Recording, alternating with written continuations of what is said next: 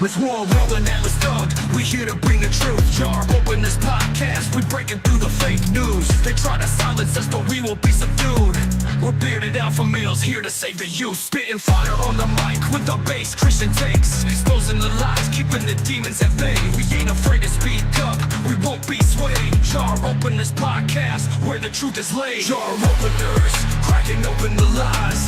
We're rolling Atlas Thug, we're here to rise. Bearded alpha males saving the youth from the godless demons, spreading the truth. We ain't playing games, we're on a mission to awaken the masses with our intuition. Pulling out the corruption with no inhibition. Jar open this podcast, sparking a revolution. We're not afraid to stand tall in a world full of deceit. We're the voice of reason, bringing light to the street. Keeping it real, never missing a beat. Jar open this podcast, where the truth meets the heat. Jar openers, cracking open the lies. We're rolling Atlas Thug, we're here to rise. Bearded alpha males saving the youth from the godless demons, spreading the truth. Jar open this podcast, where the truth will never cease. Join us on the journey to bring back peace. We're rolling Atlas Thug, fearless in our release. Jar open this podcast, where the lies will decrease.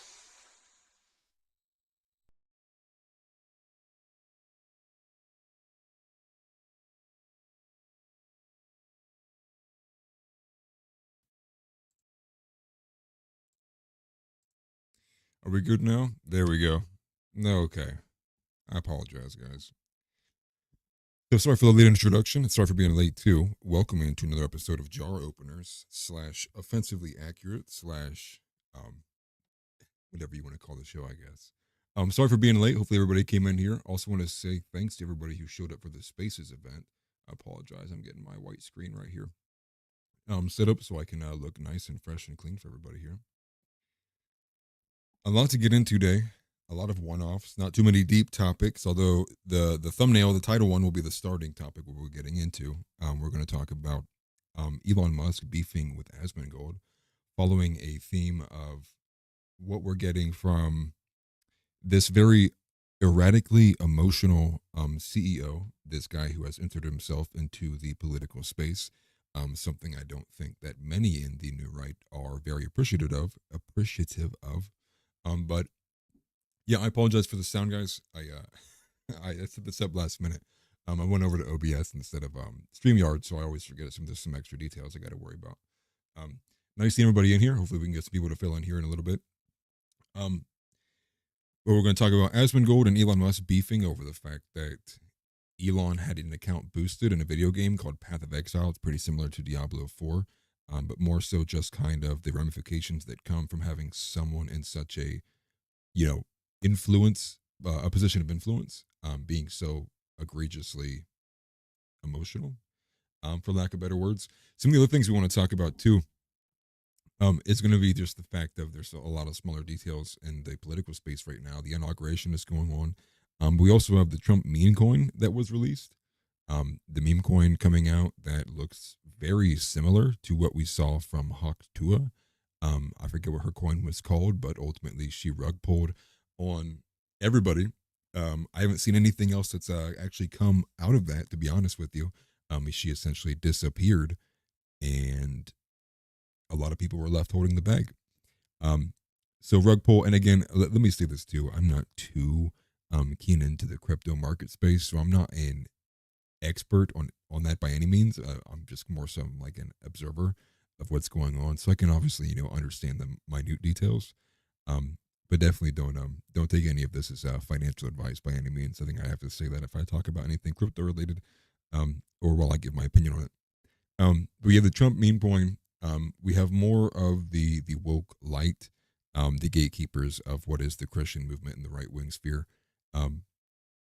Ultimately, the liberals who will do everything in their absolute power to ensure that the establishment powers stay status quo. The Christian nationalism remains in the shadows, with obviously the same actors as James Lindsay, Seth Dillon, Joel Berry, and the list goes on. Many people, Constantine Conan, there's so many people in that movement. It's kind of depressing, but we try not to black pill here.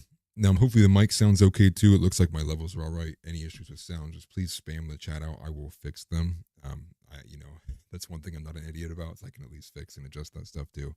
And another thing, smaller piece too, the Emmanuel Macron issue with Candace Owens and Brigitte, the supposed nature of the fact that this is a man, not a woman, the nature of the relationship. So that's kind of taken off a bit as well. Kind of crazy too, because I believe Candace Owens released a report that lists like 24, 25 different questions that she has or evidence that she's asking for, because I am positive that Emmanuel Macron actually threatened a lawsuit in regards to the defamatory actions that Candace Owens has taken. So let me start with this. Again, thanks everybody for the Spaces event. We'll be having another one. I'll be posting details about that in the Discord for the next one that comes up. If you missed it, I apologize, but you can find that on my X page.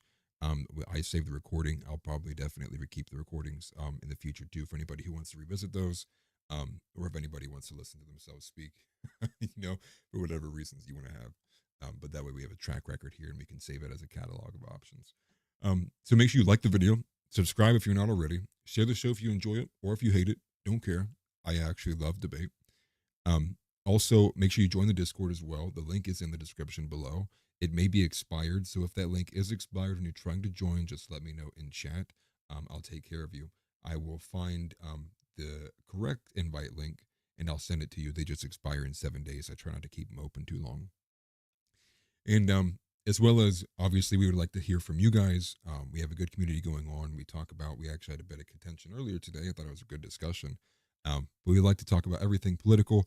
Obviously, I am a Christian nationalist, so a lot of what we will be talking about in that sphere revolves around Christianity. I'm not going to be someone who claims to be unbiased. I definitely am. Christ is king. That's just the way it is around here. So if that interests you, definitely come over. But we'll go ahead and get started. We'll do some of these smaller things.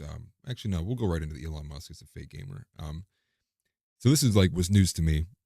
I had always kind of seen the X posts from Elon Musk that were just him kind of, posting, oh, I did this in Diablo, or, oh, hey, I was ranked in Diablo, I did this in Diablo. Hadn't really followed much of his gaming stuff in the recent time. Stuff like with the Path of Exile 2, I believe is what the game's called. Forgive me, the shirt's a little too tight.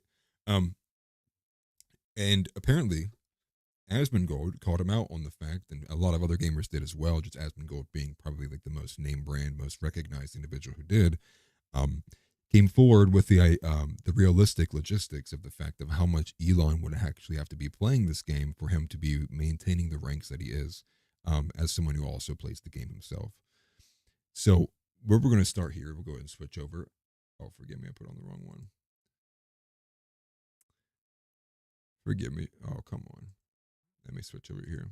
See, I'm acting like World over here, unable to control my own computer. Okay, we'll switch over here. This is Elon Musk from Jake Lucky. Elon Musk beefing with Asmongold over Path of Exile 2 was not on my 2025 bingo card. Now, when I had first seen it, I actually wasn't privy to the entire story from its origin. What I actually saw was people kind of aghast at the fact that Elon Musk posted DMs between himself and Asmongold. So what we have here are a couple of screenshots from some of the interactions that happened. Now, Elon has already deleted some of these tweets here, but some of them have remained. I believe a lot of them were community noted as well. But ultimately, as best as I understand it, the accusation as it stands right now is that Elon Musk was either hiring or somebody was doing it willingly, not sure on the payment or the transactionary details, but that there was another individual who was playing on his account to maintain its status or in rank and do things for him. Ultimately, in the gaming community, that's considered boosting. It's when you share your account details with someone else and they play in your place, whether it's to maintain something or whether it's to level up your character. It's ultimately, a lot of games consider it cheating based on how competitive the game may be. I'm not sure if that's what, Path of Exile considers it. But ultimately, it kind of hollows out the claim that Elon Musk is just this super genius rocket scientist guy who also maintains these elite ranks in these video games. And with Asmongold poking the holes in the fact that he clearly probably doesn't have enough time. He'd have to be spending hours upon hours every day to be doing these things to maintain that. So the easy assumption there for a gamer is someone has to be playing this guy's account. Now, I believe so far of how much of this has been proved, unsure, but I think ultimately the entire gaming community is positive that this is the occurrence of such. So what you have here is this is Screamheart, who's a YouTuber. And he said that he felt the need to add his unique perspective to the Elon Musk drama around Path of Exile 2. To which Elon responded, Asmon behaves like a maverick independent, but in reality he has to ask his boss for permission before he can do anything. He is not his own man. And so alongside this is going to be a screenshot of what he also responded to Screamheart. Now that first tweet I just showed you from Elon has been deleted since. I actually tried looking for it. This is the only screenshot I could find. Because of these DMs here, which from Asmongold, he says, I'm going to see if my editors might want to make a second account for it even. He says, sure, who are these mysterious editors? So Asmon names these two guys. They basically run the entire YouTube account. So any content I post is edited or uploaded by them, and they just get a cut of the ad revenue. It's a super good system, to be honest. Almost everyone on YouTube does it. So I'm assuming to which this gave Elon the idea that Asmongold is an employee of his editors, when it's like the other way around. Obviously, Asmon definitely employs these two guys to cut up his content and and just take care of it, so he can just continually stream. And then he has two guys who can do the editing and copying, and that way it maintains a YouTube channel. I think that's pretty easy to understand. But obviously Elon didn't realize that, or maybe he's just an idiot. But he deleted the tweet anyways, obviously probably realizing his mistake. And you even have the reader's edit context here on this community note. Is according to X policies, sharing someone else's private messages without their express authorization and permission is generally against the platform's terms of service. Now, isn't that quite wild? And so here we have, let me go pull up this here. I got some chats here. Donnie said, Candace is fucking on top of shit. Yes, she is. Actually, it's kind of crazy how many people are kind of seethe at Candace Owens. Now, I think Candace Owens is a great pundit, but it seems like people just hate the fact that she's very conspiratorial nowadays. I actually appreciate that. I actually appreciate the non-mundane way of approaching news. But it's nice to see everybody in here. House Leotardo, Donnie Brook, Tex Bomber, TNT as well. Nice to see everybody in here so far. Donnie says, Quinn absolutely proved it to anyone familiar with this type of game. Okay. Yeah, I based even on my assumptions from playing other games like previously with MMOs and such, like I know the amount of time it requires on such grindy games like that.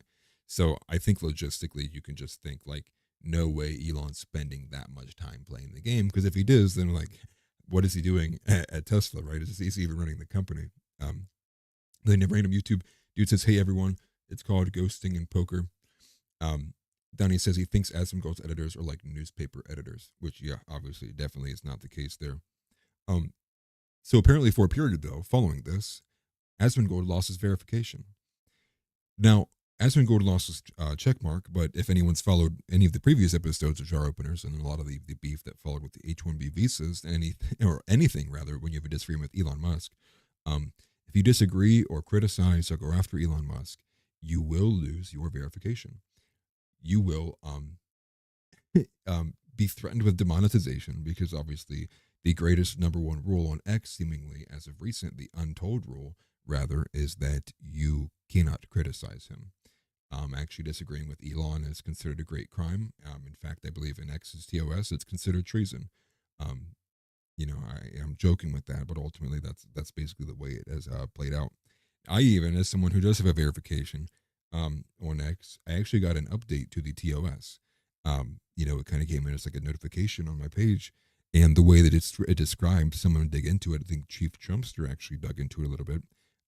X has now changed its TOS in regards to the monetization aspect, and now they can demonetize over their own soul at their own sole discretion. So now there actually is a removed rule set, and in fact, if X chooses so which that they would like to demonetize you for whatever reason, that is now part of their TOS. They updated this. So ultimately, Elon crashed out over H-1B visas. Then Asmongold, a guy who lives like a roach, I love Asmongold, but don't get me wrong, even came after the man, and ultimately X had to respond with becoming just like all of the big tech oligarchs we have hated over the last decade, moving very far away from the free speech platform, so which he claimed it would be.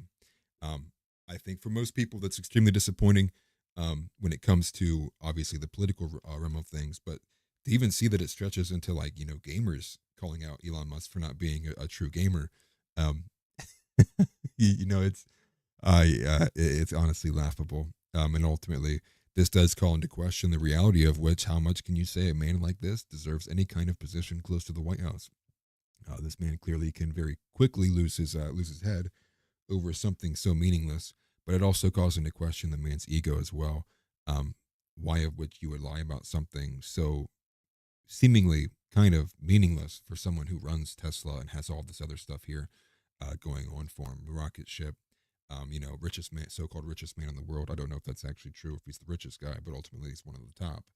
Um, why do you care so much about someone called you out for this? You should just be like, yeah, and I had the money to pay him. It doesn't make any sense to me. I'm looking behind on this from these chats here. We have Tix Bomber says Elon's game crash out over this is embarrassingly cringe in beta. Correct. Donnie's also saying, will Elon also post videos of him playing and you can tell he isn't familiar with the game? You don't get to that rank without being one of the most efficient players on the planet, right? As of any game really that falls into that paradigm, you would know it like the front and back. Especially with a lot of YouTubers who dedicate so many times to playing games, like they understand all these like tiny minor things as well. You see this ultimately with stuff like even in the old school RuneScape community, where guys will like limit themselves to certain areas just to make YouTube content, and they ultimately end up finding out about bugs and otherwise that you would have only found had you done some kind of super weird thing in the game. Ultimately, to make it to that level, you have to have an insane understanding of not only the game, but like the efficient aspects as well. Otherwise, you are wasting a lot of time. Donnie says the H-1B visa, so he could get his boosting teams on the cheap. Yeah, that would be hilarious to find out he paid he brought someone in on an H-1B visa, and that person is playing video games for him. Random YouTube dude says it's shocking with his accolades he would do this crap, but I totally believe it after these past few weeks on X. Right. I think ultimately this has been a shell shocker, to say the least. I think what we were coming to know over the last year with the changes and developments on X was all so almost like too good to be true, right? I think now you could kind of say that and be like, oh, it definitely kind of was. But having it that free compared to the dichotomy that is every other social media platform that's in the big group of them, not the ones like Rumble and Gab, that are seemingly out of the mainstream, you just kind of get into a little bit of stage of disbelief, like no way. But ultimately, I think there is a specific reason that goes with the kind of ego and drive of somebody who does want to maintain such kind of status, whether it's for nefarious reasons or just for purely selfish ones.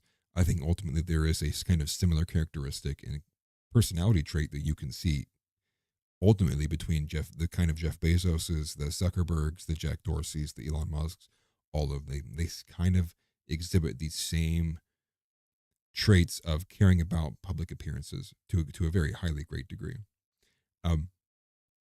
Tick said he is terminally online. The easiest way to get Musk hot and bothered is questioning the ego. And well, here we are with him looking terribly childish.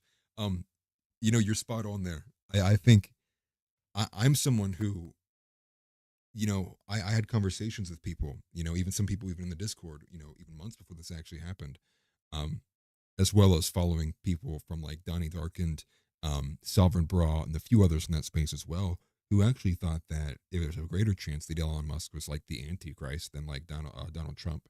I think the top three people you could name would be like Mr. Beast, Donald Trump, and Elon. Obviously, I think those three people are the most that are talked about as being like who could be the Antichrist.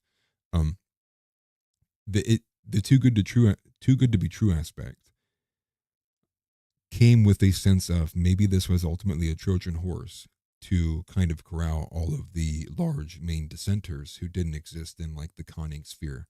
The large groups or the small groups rather, of individuals who had been hiding in the shadows, waiting for a platform to come out and make their name spoken. I think that he was not expecting that he would be getting ratioed on these issues like this badly. The gaming one possibly, like I think that's more just maybe an emotional outreach. But when it goes back to the H-1B visas, I believe that he was expecting that Con Inc. and ultimately the mainstream groups would have his back. I think their aim was not true, and ultimately did not have a strong idea of who they were poking the bear of, and that's why we got the reactions that we did. And ultimately, if you can't compete with ideas, you can't argue with them, or if rather the only opposition you have is entirely emotional to what's being said, Well, then your only option as the owner of the platform, the free speech platform that is actually to demonetize people and mass ban them and suspend people, even if an account with less than 500 followers ratios you by like 40,000 likes. Um, I'm surprised that Ian Carroll still has his verification badge, but I think ultimately on the issue of Israel, Elon Musk chose not to even respond, and I think that still remains the greatest ratio I've ever seen in my life. Ian Carroll almost got like 300,000 likes on a secondary reply to Elon Musk when he tried posting Israel propaganda. Let me scroll down. I'm kind of missing a couple of these. 6 Indian dudes named Dave.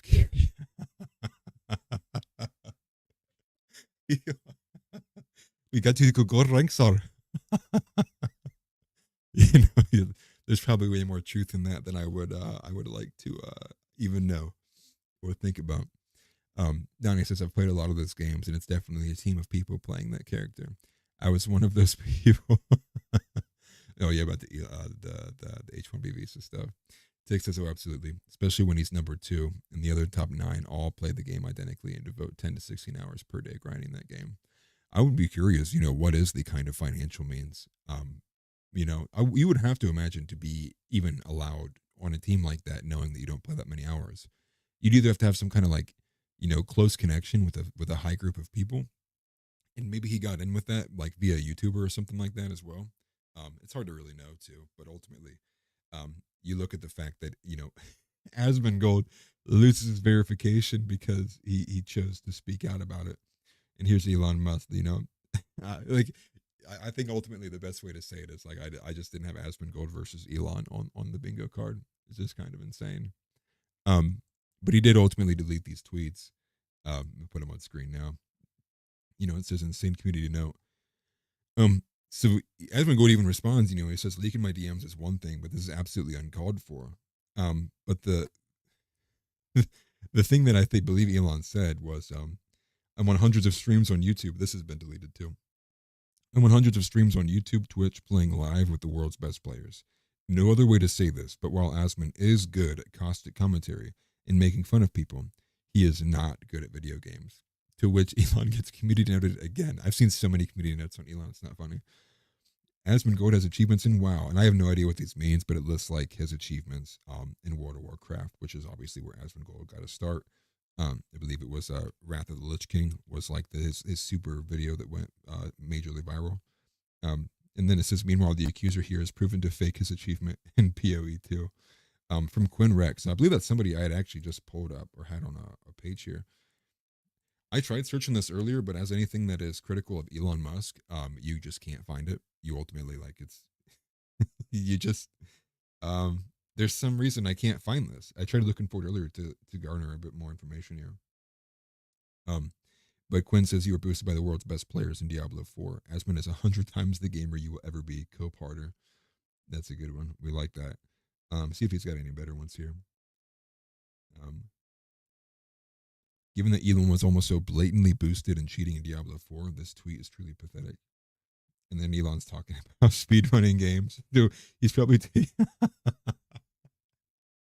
Wouldn't it be hilarious if Elon gets banned on like all these gaming platforms? They're like, actually, you're a known cheater, Elon. You're not allowed to play these games anymore.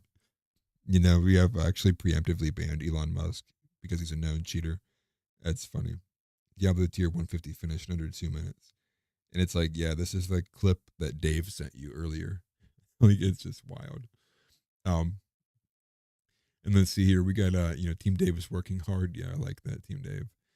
Tick says, I like the you're not your own man based off him having employees. He employs. Right. I think it was a very critical misunderstanding. Donnie says, even Moist Critical ripped Elon for this. Asmongold is an OG legend in the old WoW spaces. Those accolades are no joke. Yeah, I'm very unfamiliar with World of Warcraft. I actually was always every other MMO but World of Warcraft. For some reason or other, I just didn't, I never fell into the WoW group. And sorry, forgive me guys, my shirt is so tight. I have no idea why it's so tight on my chest. But I think the point stands. The overall point with this too is this is somebody who I think ultimately has done enough in the last couple of weeks, about a month now, to not only demean what his character is, his reputation, but also his credibility as somebody that you would want to be politically holding some kind of influence that could ultimately affect you and your children. Whether that is on the economic stance, whether it's on an immigration stance. I think the overall thing there is this guy's gotta he's gotta go. I think the Vivek thing running for governor, I think that was kind of an eye opener. But ultimately, I think that I did see a tweet that showed somebody said, oh, Vivek got fired. It got community noted and then that got removed. So who's to say that there's not bad blood because of how the discussion went on H-1B visas? Ultimately, Vivek specifically targeted American culture. And then he didn't tweet for like 3 weeks straight. And then as soon as he did in like 3 weeks, people were like, I didn't forget, dude. I never forgot what you were saying. And I thought it was pretty hilarious that he actually went at him like that. A couple other things we'll go into because we have some Asmongold responses we'll watch. Because I think that's pretty funny. And I think Asmongold honestly is one of these guys who's just anything that he says really is generally funny. He just has a great charismatic way of performing. He's an entertainer, right? He's top dog and stuff like that. And so, I just appreciate Asmongold, even if he's not maybe the most politically sound individual. I ultimately think that he has a solid direction in a lot of the stuff and a lot of commentary that he gives. Let me not make sure I don't miss any of these comments here. Tick says a giant YouTube creator with editors. That's blasphemy and heresy. Elon gets shadow banned to the cheater and delinquent servers. Yeah, that would be funny. He has to only play with aimbot players. Like it's just not even fun at that point. You have no chance unless you're also cheating.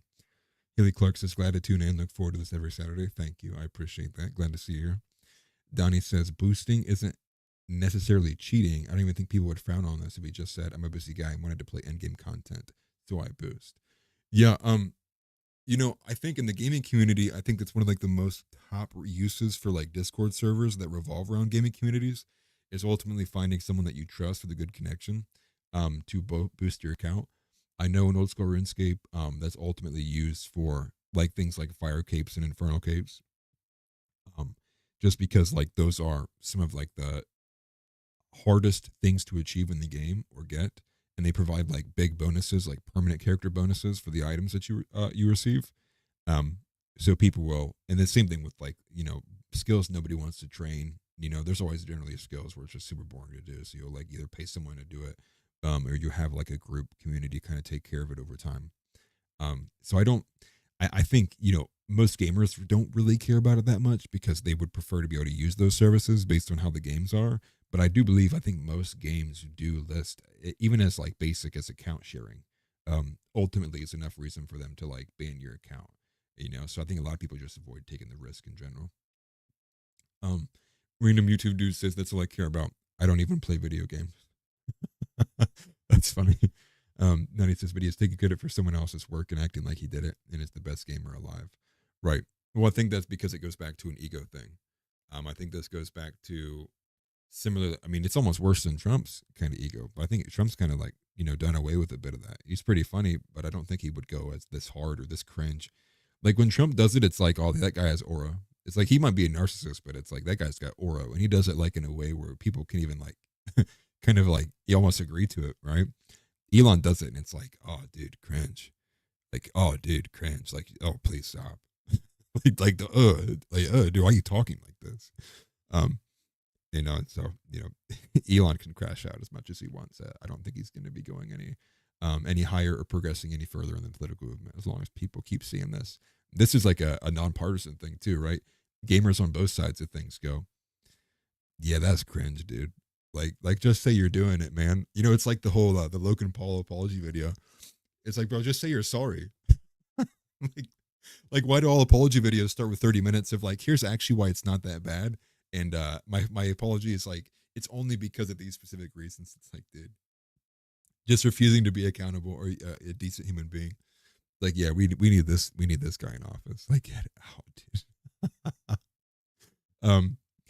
Tick says it's definitely not good optics to lie about something as inconsequential as that. All you had to do was say, yes, I was boosted. I don't have 10 to 16 hours a day to devote to the game. Yeah, right. Yeah, you could just say that and just be honest about it. I know plenty of guys who were on like, even the games I used to play, who do it all the time. I don't sit there and text my friend and be like, wow, dude, you let someone like you bought a fire cape, dude. Like it's kind of a joke, right? You like you see someone who has an achievement, you're like, man, how much did you pay for that? Like, I really don't care. It would be honestly be more of an issue if it was like they tried to pretend that they did it on their own and they didn't do the boosting servers. It's like, bro, I know you don't have 3 hours a day to spend for the next 2 years trying to figure out how to do that that achievement. Like just say you bought it. You paid some guy from Venezuela and he took care of it for you. It's like it's not that hard. And then Donnie says, I have a soft spot for Asmongold, even though he is a filthy degenerate. So do I, as do I. Ultimately, like my everything, my pre awakened Christian stance relates with him hard. Like my flesh relates to that guy. Many people may not know this, but I also, I did grow up like in a community, a white community like that. So a lot of the things that he says, people are like, oh wow, gross, and it's like, I grew up around that stuff, dude. Like to be other people, it's gross. To me, it was like I lived through stuff like that for like 10, 12, 15 years, like people in my own family kind of living like a little bit dirty like that. Ultimately, I don't think nearly as bad as Asmongold. To be fair, I think Asmongold kind of brags about it. It was just kind of like a way of life for myself. Tick saying, and I like playing with the good stuff. 95% of people wouldn't have cared, right? And if we go back to this comment here, Trump's ego and narcissism make people who hate him like him for the craziest stuff. The world got its first taste in 2016 when he hit us with Ted Cruz's wife is a dog. He looks like a dog. I always like the Rosie O'Donnell fat pig. It's like, you called women a fat pig, and he's like, only Rosie O'Donnell. like that's aura, dude. Like that's like as much as it's like, yeah, maybe rude, maybe vulgar, a little obscene. It's like it's still funny. Like he did it in a funny way where you don't just like wince in secondhand embarrassment for it. But we'll go to some of these responses here from Asmongold. We'll get back into it here because I would like to go ahead and take a listen of like what these responses were. So I went ahead and bookmarked this, and we got a group of them. Probably won't watch all of them, but just to get an idea of how he felt after having that kind of interaction with Elon. So as always, make sure you can hear it. Let me know. Otherwise, if you cannot, I don't want to make sure I don't have too many issues going on at once. You guys hear me?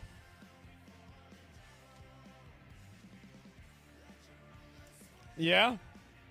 Great. Wow. Oh, what a day. What a day already, huh? Wow.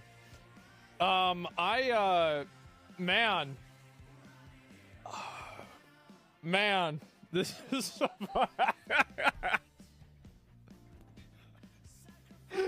oh shit, this is funny. It's so funny to me. And anyway, so Roach drama. Yeah. Well, hey, that's just how it is. And so anyway, let's see. Heard about Gamers Nexus lawsuit? Yeah, I heard about that too. We're gonna talk about it. And check the post. Elon got noted. I mean, I'll look at a lot of stuff. I mean, I'm gonna be real.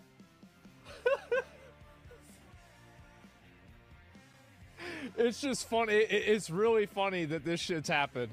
But yeah, time to go. Yeah, guys, we're gonna go to Blue Sky now, right? And yeah. Anyway, Tim Pool has a video on it. Does he really? That's hilarious, and that's classic Asmongold, just like laughing it off and being like, "Hey guys," because he always ends up in these situations where it's just like, "What's going on, man? How am I so highly targeted?" Also, big thank you to the super chat from America First TV. Worrell says he's watching the Chiefs game from his DC hotel.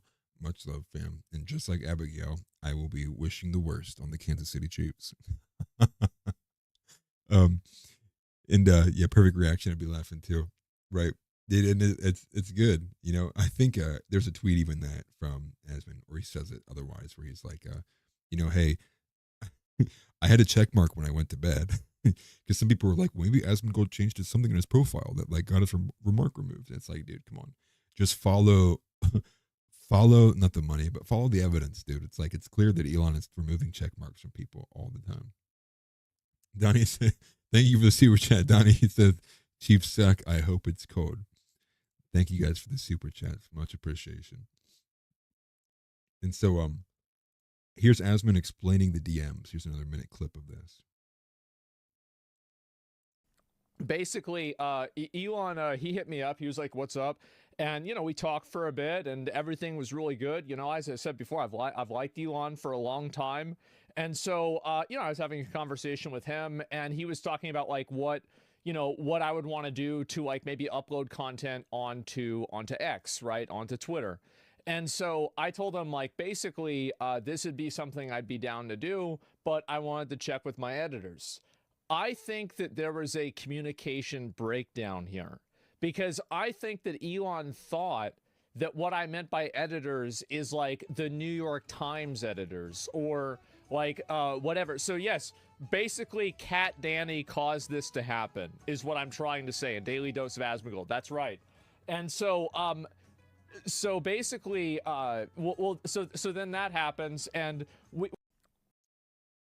So exactly what we were thinking was Elon must have either read the tweet at blinding speed and didn't have a good understanding of like, or not the tweet, but the DM, and just kind of thought like that was Asmon trying to like say that he has people who he's under and he has to only do things that they say.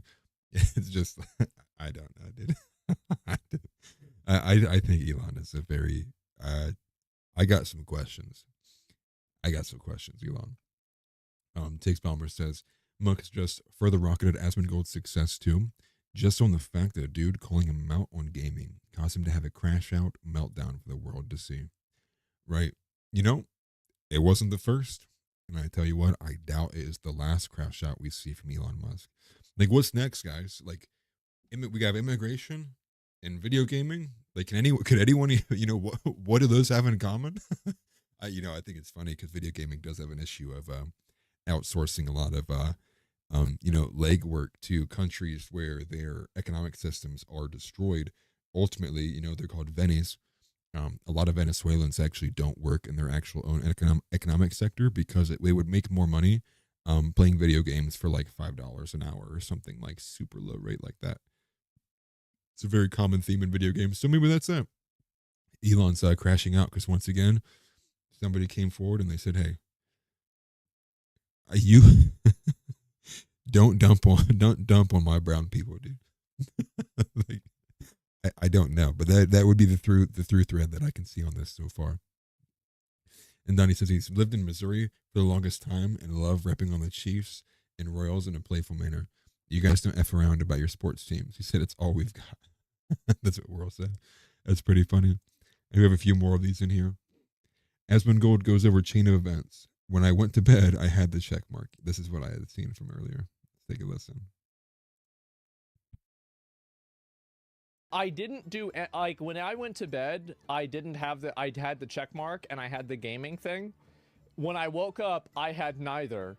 Then I had the check mark. Then I had the check mark and the gaming thing. And now I only have the check mark. So just so we are all clear on what happened.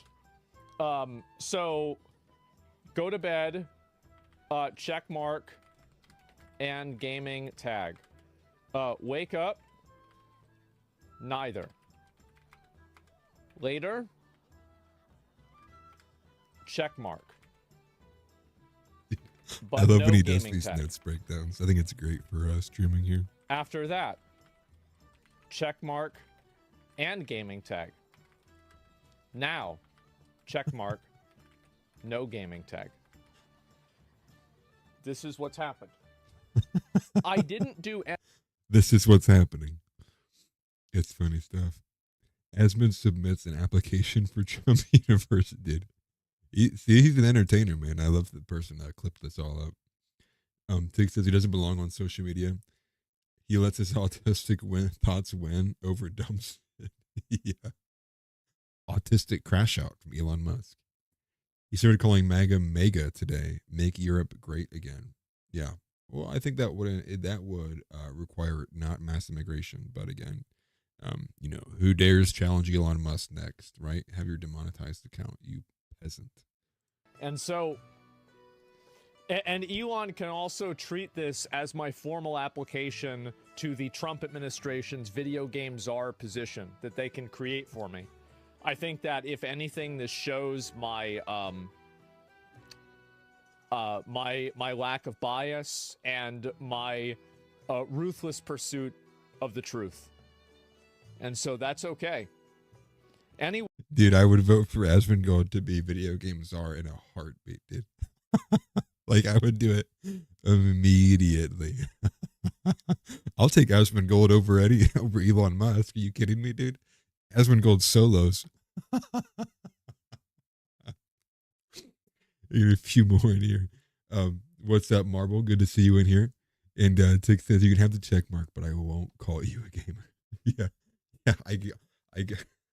I grant you the rank of check mark, but you are not a Jedi.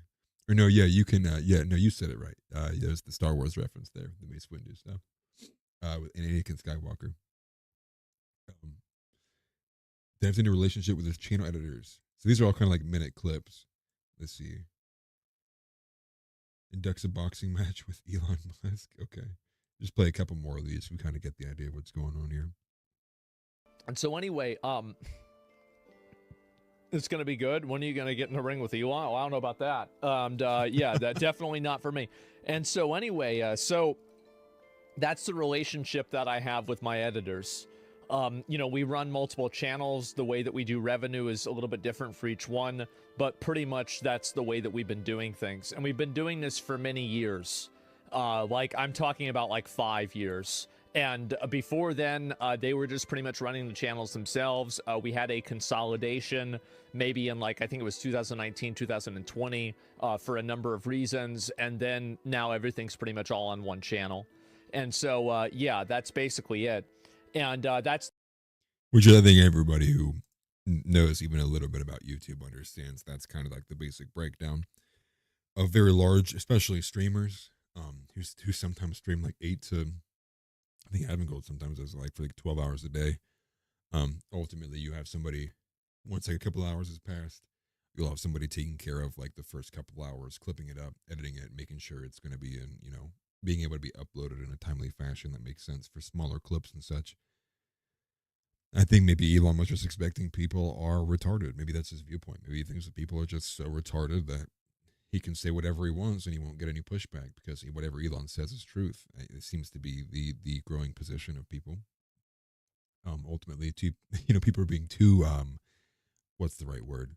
Too overtly cult-like with the people they choose to follow. And so the criticism remains at an all-time low because, well, for one, on X, you get your checkmark taken away. But two, you get the wrath of all of Con Inc., forgive me. And the big con, they come after you. How dare you say this? He's as MAGA as you are. He's as MAGA. He's as MAGA as, it's ridiculous. We have Marvel's in here. Good to see you. And someone said make AAA gaming again. Yeah. How about make AAA gaming like not gay? Like make AAA gaming like not make the main protagonist a lesbian female. How about that? Like, how many games I probably would possibly enjoy if the main protagonist wasn't a raging lesbian, wasn't like the biggest dyke you've ever seen in your entire life. Like imagine how cool like the Horizon games would be if like I didn't have to play as a girl. Like at least allow me the option, right? Like let me just pick the guy. I'm not like these like new age gamers who like only play as females because the main reason they play as a girl is they set the camera angle real low and they just watch her rear end the whole time. Like, come on, dude. Like I got game because I want to kill aliens. I want to dominate the globe. I play Civilization because it's like I want to nuke everyone around me, dominate the earth. Make games great again, like the Age of Empires and Rome Total War and that era of games. Like bring that stuff back. Let's see. We got some more chats in here. House says test. Well, hopefully, man, they hard banning you test. House. I apologize. I'm just going off of the YouTube one, so I'm not following the ones that are showing up on screen. So hopefully, I'm not missing too many people's comments. I apologize. Tick says bring back female avatars. They don't look like Richard Ramirez.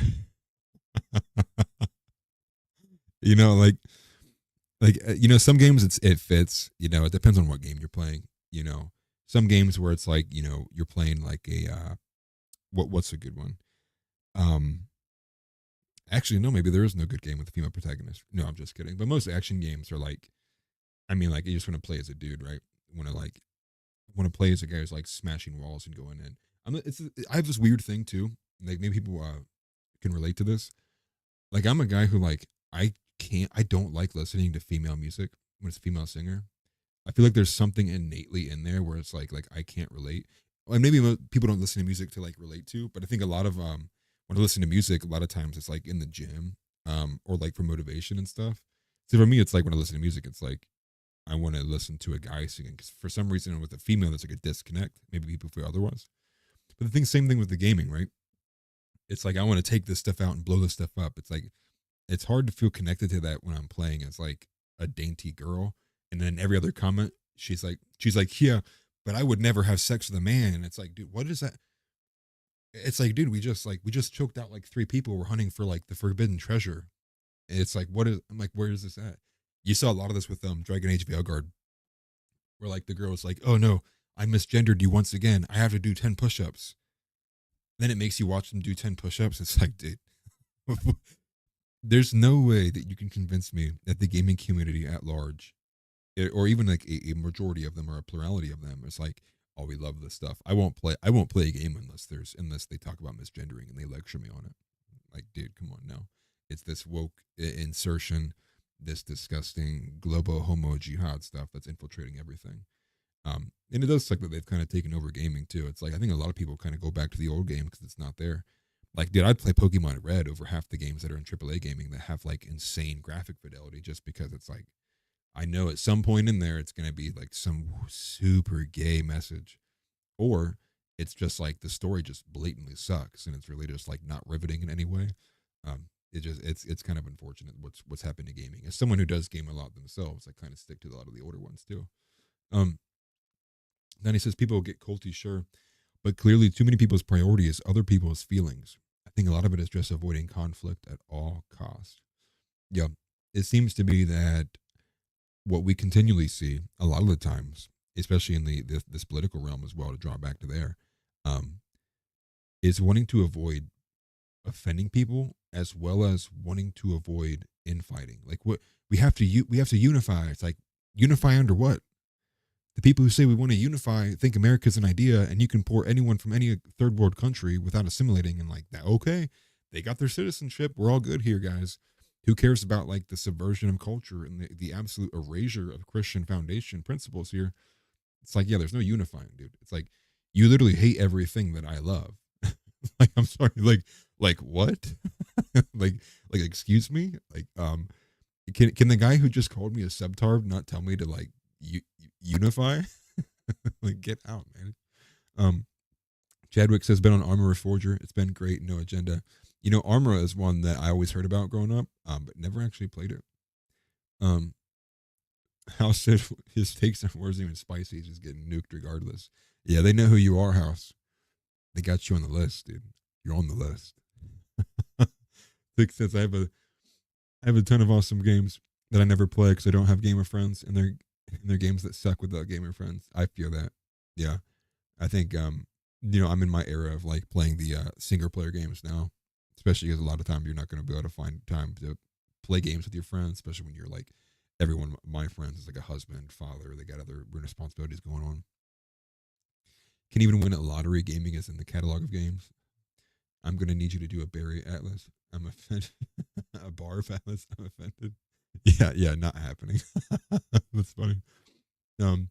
Marvel says, I gave all my son's Pokemon cards to a kid who had no money.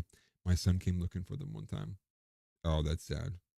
Hopefully the kid who you gave them to actually, didn't abuse them or didn't throw them away or at least got some money out of them.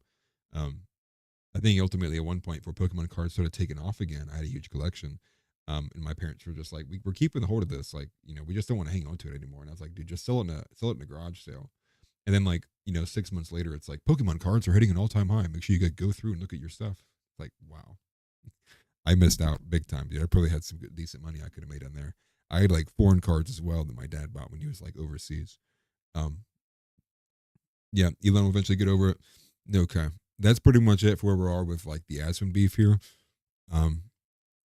I doubt we're going to even see anything, go beyond this as well. I think Asmongold's somebody who Elon's not going to want to rightfully challenge in this space too, because Aspen will just make content. You've been clipped for content. Yeah, you're getting contented out.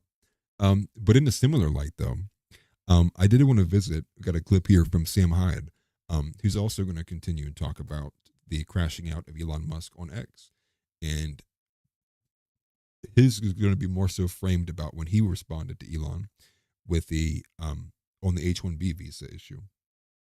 Now, to this day, Elon Musk has not responded to not only Sam Hyde, but he's not responded to Ian Carroll as well. It seems that Elon, on this free speech platform, is taking full advantage of the fact that he doesn't need to respond to anybody, or rather, at least allowing the responses to stay up, but ultimately having nothing further to add once he says whatever BS he wants to spew. He goes and then disappears and then goes, "Hey, look, I played Path of Exile." It's like, yeah, dude, you're not getting me this time.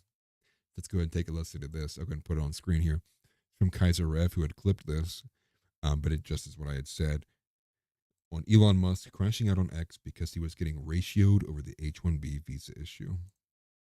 When are Americans going to realize that worshiping technologies for fucking? I think I think regular Americans do to some degree. But not having immigrants, that is a popular, I mean, that's what got Trump elected, is people's frustration with having America slipping out of their hands. I think most people, and that's also why it blew up Twitter so badly. Like these tweets that What happened on Twitter? I don't know. So Elon had a sort of autistic meltdown about how we need more Indians here, and pretty much everybody, like every post that was for the idea of keeping America for Americans had like 50,000 likes, 70,000 likes, that type of shit on there. So he got ratioed pretty badly. Ratioing is when you post something and someone replies with an argument against you and they get more likes than you did on your original post. Oh. And that's like a burn. That's like, oh, you fucked up. You posted some shit that people didn't like. So Elon got ratioed by like hundreds of people.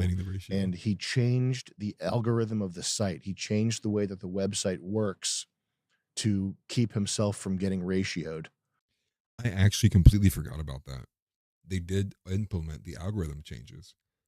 They made it so not only those who post consistently dissenting arguments, not only against Elon, but just all they post dissents against mainstream opinion, you will get deranked. But also that if you just post like negative content or things that are just inherently negative, you will get deranked. So you even had like news channels and like smaller news groups that came out and were like, a lot of what we post is like negative, dude. Like we're gonna be posting about like, you know, when like shootings happen and such. Like, are we gonna get deranked because we post that? To which again, what Elon Musk is famous for, not responding at all. Like nothing was heard. And so not only did they update the TOS on the regards of the payment information, but ultimately you you just can't be negative. If you're not posting flowers, see ya, dude. Welcome to shadow banning. Like, dude, it's so ignorant.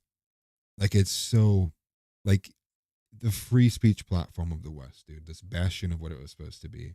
He gets ratioed a couple times, and he immediately becomes an oligarch. He immediately goes and resorts to, I'm going to be an authoritarian, and I'm going to shut all this down. Shut it down. He got the call, dude. That's that. And I don't even know if he got a call. It might even just be the fact that he's just a weak man. Like, you know, like this is entirely, it breaks my perception of who I thought Elon was. Like I thought he thought he was this guy who was like, had Asperger's, who was just kind of stupid, but also a genius at the same time, who saw some good things and wanted to implement them. I don't know what to make of any of this outside of like, I really can't stand him. And now it's to the point of like, now I don't trust him either. You can't say and post all these things, you know, vox populi, vox die, all of these kind of statements and be like, yeah, free speech, it's necessary, all of this, but not if it actually disagrees with me. Like, come on, dude. Like, absolutely no better than Zuckerberg, no better than Jack Dorsey, no better than any of these people. Like, sure, there's definitely levels to this. Obviously, I think there's like you can definitely argue it's better in different ways, but at the end of the day, any form of censorship takes away all credibility of the free speech platform, right? Like we got the promise that it would only be over illegal content, but now people can post OnlyFans clips and OnlyFans. You can do. There's porn all over X. These people get like thousands of likes because you'll have some kind of like cringe, aggregate for it. You'll see a post that's like, man, I haven't seen any boobs today, dude. All the comments, dude, are just OnlyFans. Yeah, mine are bigger. Yeah, have you seen mine? It's so cringe, dude. But then, people like Sam Hyde and people who want to dissent over political issues, the very prime region of which people do get censored. Yeah, see ya. Bye. See ya. Censored, eliminated. You have been deleted from this platform. It's not only just discouraging, but it's also just like, it's a bit angering, dude. It's like, you lied. Like, you lied to me. You broke your promise. And that's, I think, ultimately when it's like, yeah, you are no longer the fair wind child of the MAGA party. Like, how about you revert back to what your promise is, and we can maybe work on that credibility again. But let's continue. And now what he's doing is he's going hard mode on, the Rotherham in Britain. Yeah.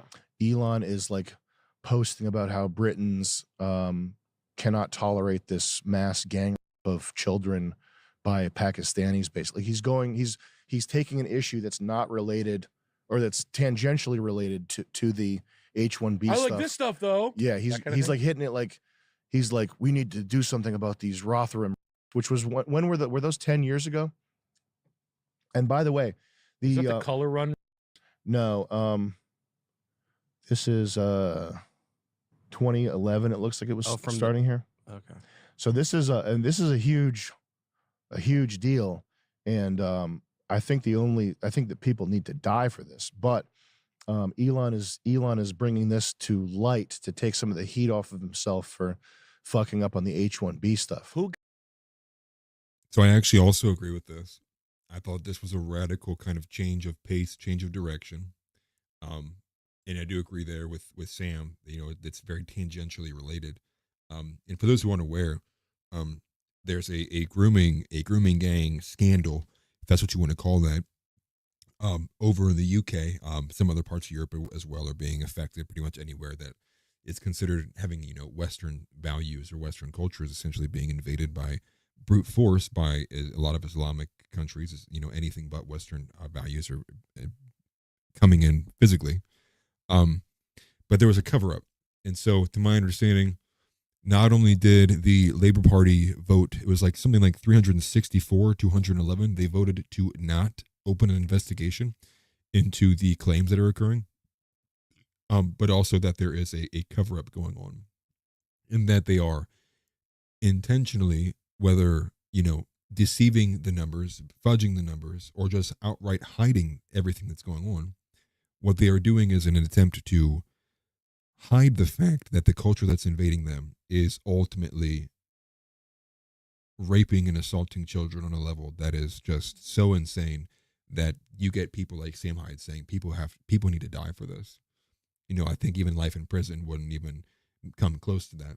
Now, ultimately, we aired a clip from Tim Pool on Piers Morgan that also talked about this, in which Tim Pool brought out to light in fact that they used a device, and the crazy thing with this too is a lot of this involves children around the ages of like anywhere from 5 to 12, also involved in this, as well as those older too.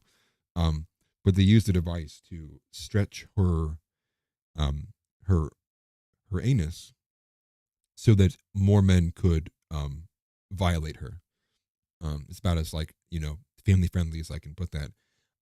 Ultimately, it's a pretty obviously, I think anyone who has an idea of what's going on would be like, oh yeah, that's terrible, that's evil, like that needs to stop.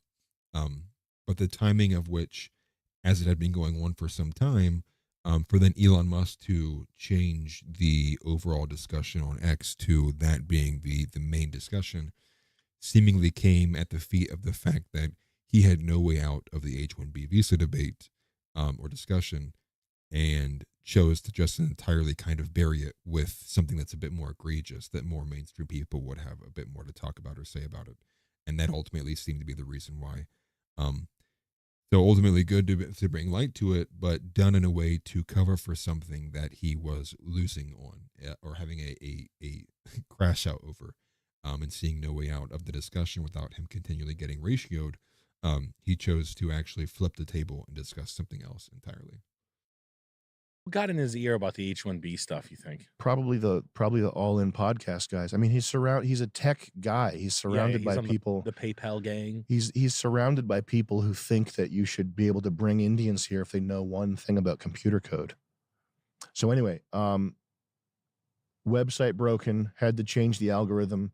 He banned a bunch of people. I've heard, I don't know if the bannings were, some people have said that the bannings were related to people using bots, which is when you use a fake computer account to like bump your talking point up. I haven't looked into any of that, but he's taken away verification from people's with like the blue checks and stuff. Jake Shields. Like he's kind of just been going nuts, and he's been engaging in censorship on his website after like 3 months ago being like the censorship is evil guy, you know? Huh. So yeah, it's a pretty big about face on a lot of the things that he a lot of the reasons why he got popular with the people he wanted to get popular with. I guess make less money is too much of a lug-headed solution to some of this stuff, but corporate payout and make less money would be a. I think if make less money is on the table, then everything kind of falls apart. Why? Because it's like the great financial crisis where everything is tied together in this house of cards. You're not going to die with less money. They're going to lose everything. The All In podcast guys would lose everything. So what? You have enough. Go away. That's not an argument for those people. They don't want that. It is for me. It is for me too, but they're not going to want to hear that.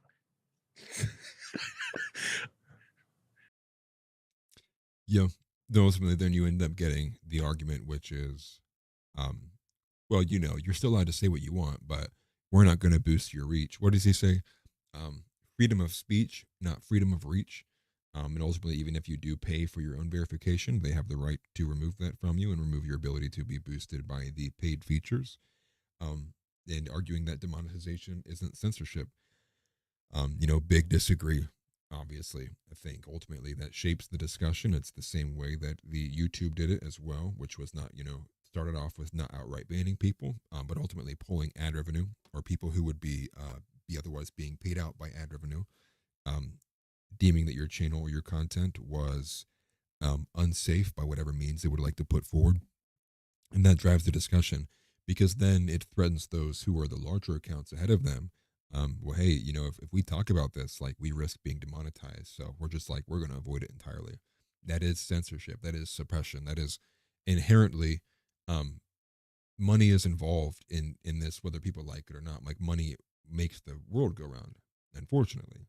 But with that being said, this is censorship. Even if you wanted to say you're allowed to say whatever you want, but having 10 different suppression mechanics that work against you if you do say the things that they deem is wrong think, well, yeah, say goodbye to that being a mainstream discussion or talking point, because ultimately people who are, care a lot more about their money, with like the Tiffany Fongs, the conservative thoughts that exist on this platform, they ain't going to say a word about it.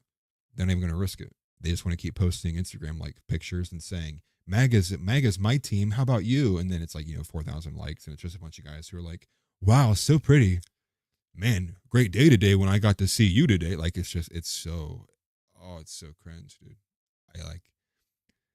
There's a part of my soul that I think takes it. I lose part of my soul every time I see one of those comments on a Conservative Thoughts page.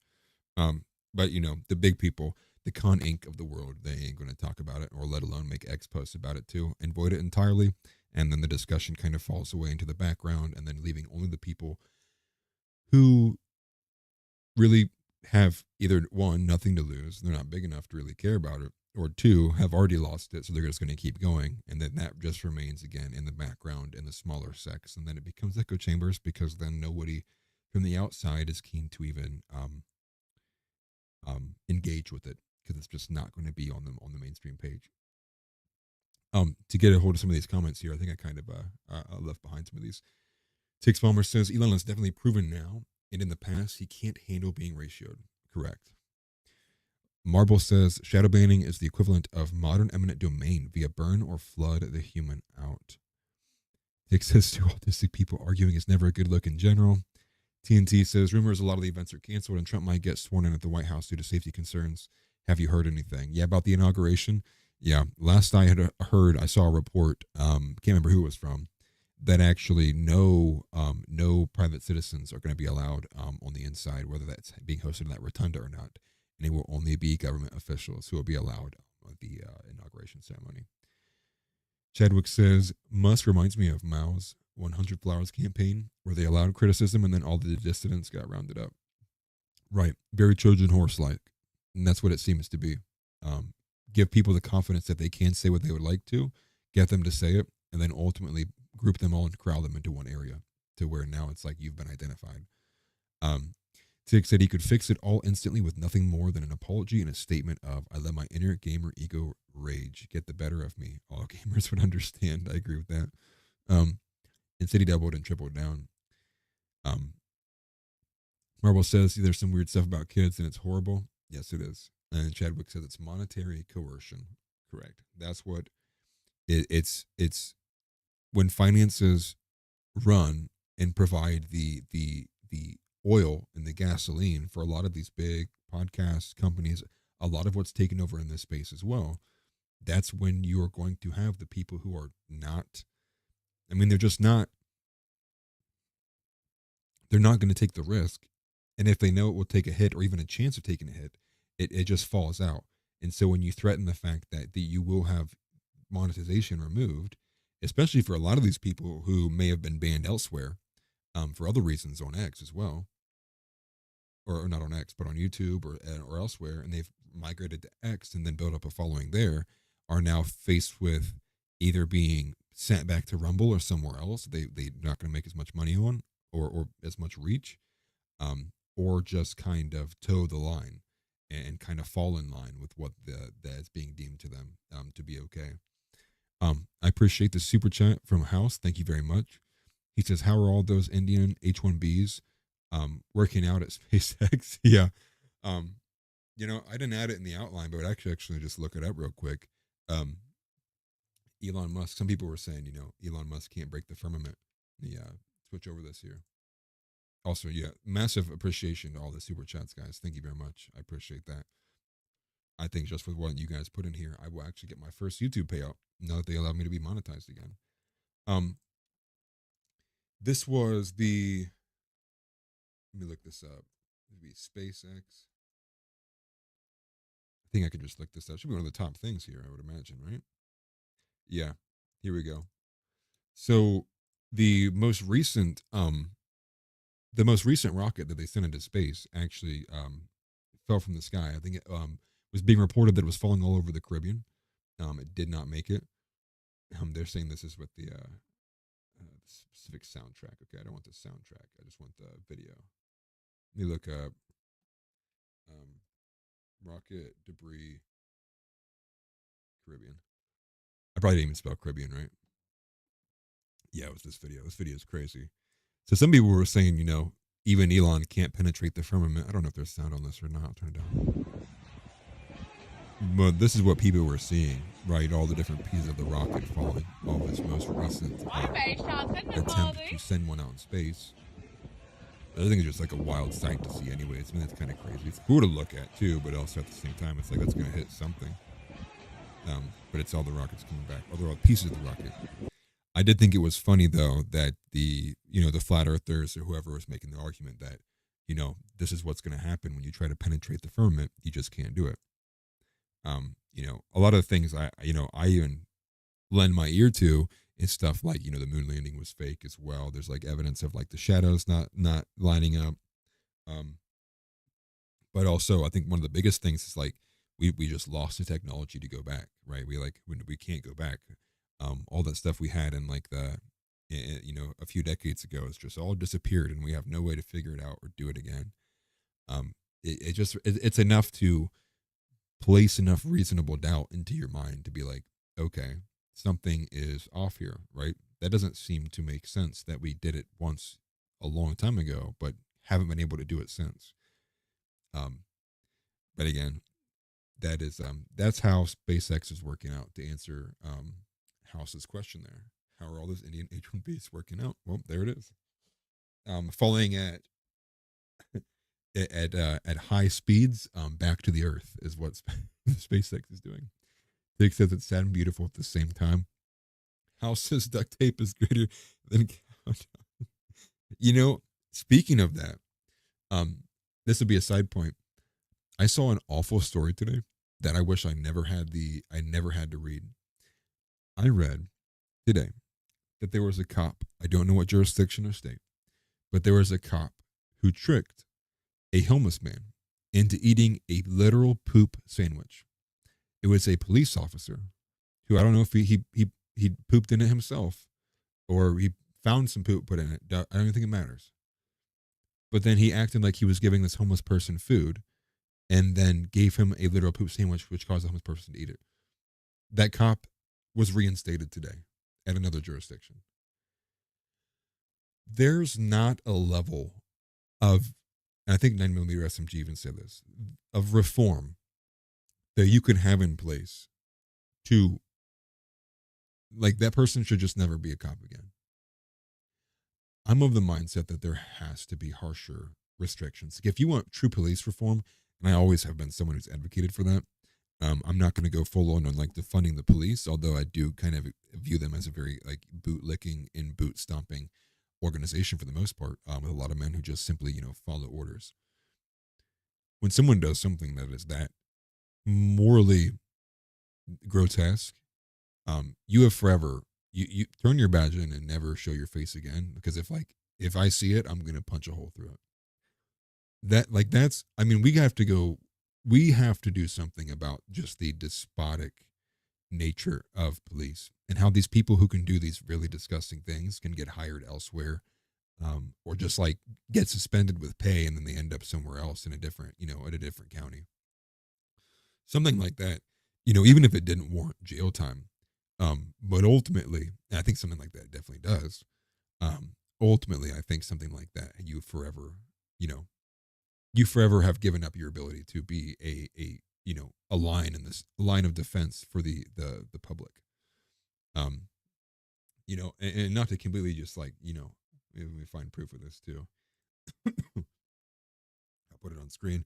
It just, that comment from House made me think of it. Make sure I can look this up. Yeah. So this is from Esquire, and it's not getting much news, probably because of the way it's being worded here. So this is from Esquire, which is like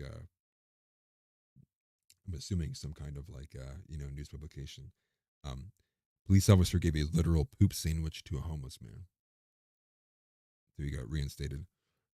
He also got reinstated today. I believe this is who I saw from disgraced Texas cop fired.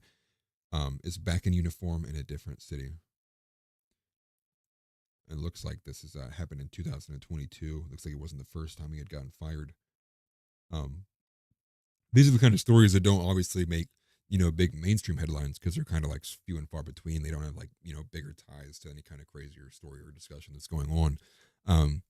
But you see stuff like this and you go like, this is like why, this is why, for me, I have such a burning desire to implement very, very hardcore Christian values back into all institutions. Ultimately the culture first, but then obviously the culture extends itself to politics because politics is downstream from culture. That exactly what this person says, and this is a lefty. You can't reform this. Like there's you're a grown man, and you did something like that. I'm sorry. Maybe he was abused as a kid and he's just like a broken brain. Okay, sure, fine. That's totally fine. That's great. I'm sorry that happened to you, dude, but turn in your badge. I never want to see you here again. In fact, we're thinking about revoking your American citizenship for this. Americans don't do this. I'm sorry. It is so violently disgusting. and it would be one thing if it was like some random drug dealer did this. It's like, okay, I expected that. But for it to be the person who swears an oath not only to the Constitution, but to protect the values and rights and humanity of people, doing that, it's like, I'm sorry, you are actually the worst of the worst. Like, you are nothing more than a demon wearing a human skin suit. Get out. Like, I would have trouble like controlling. Like, I would get fired for what I would do to this guy if he was under my control, in my office.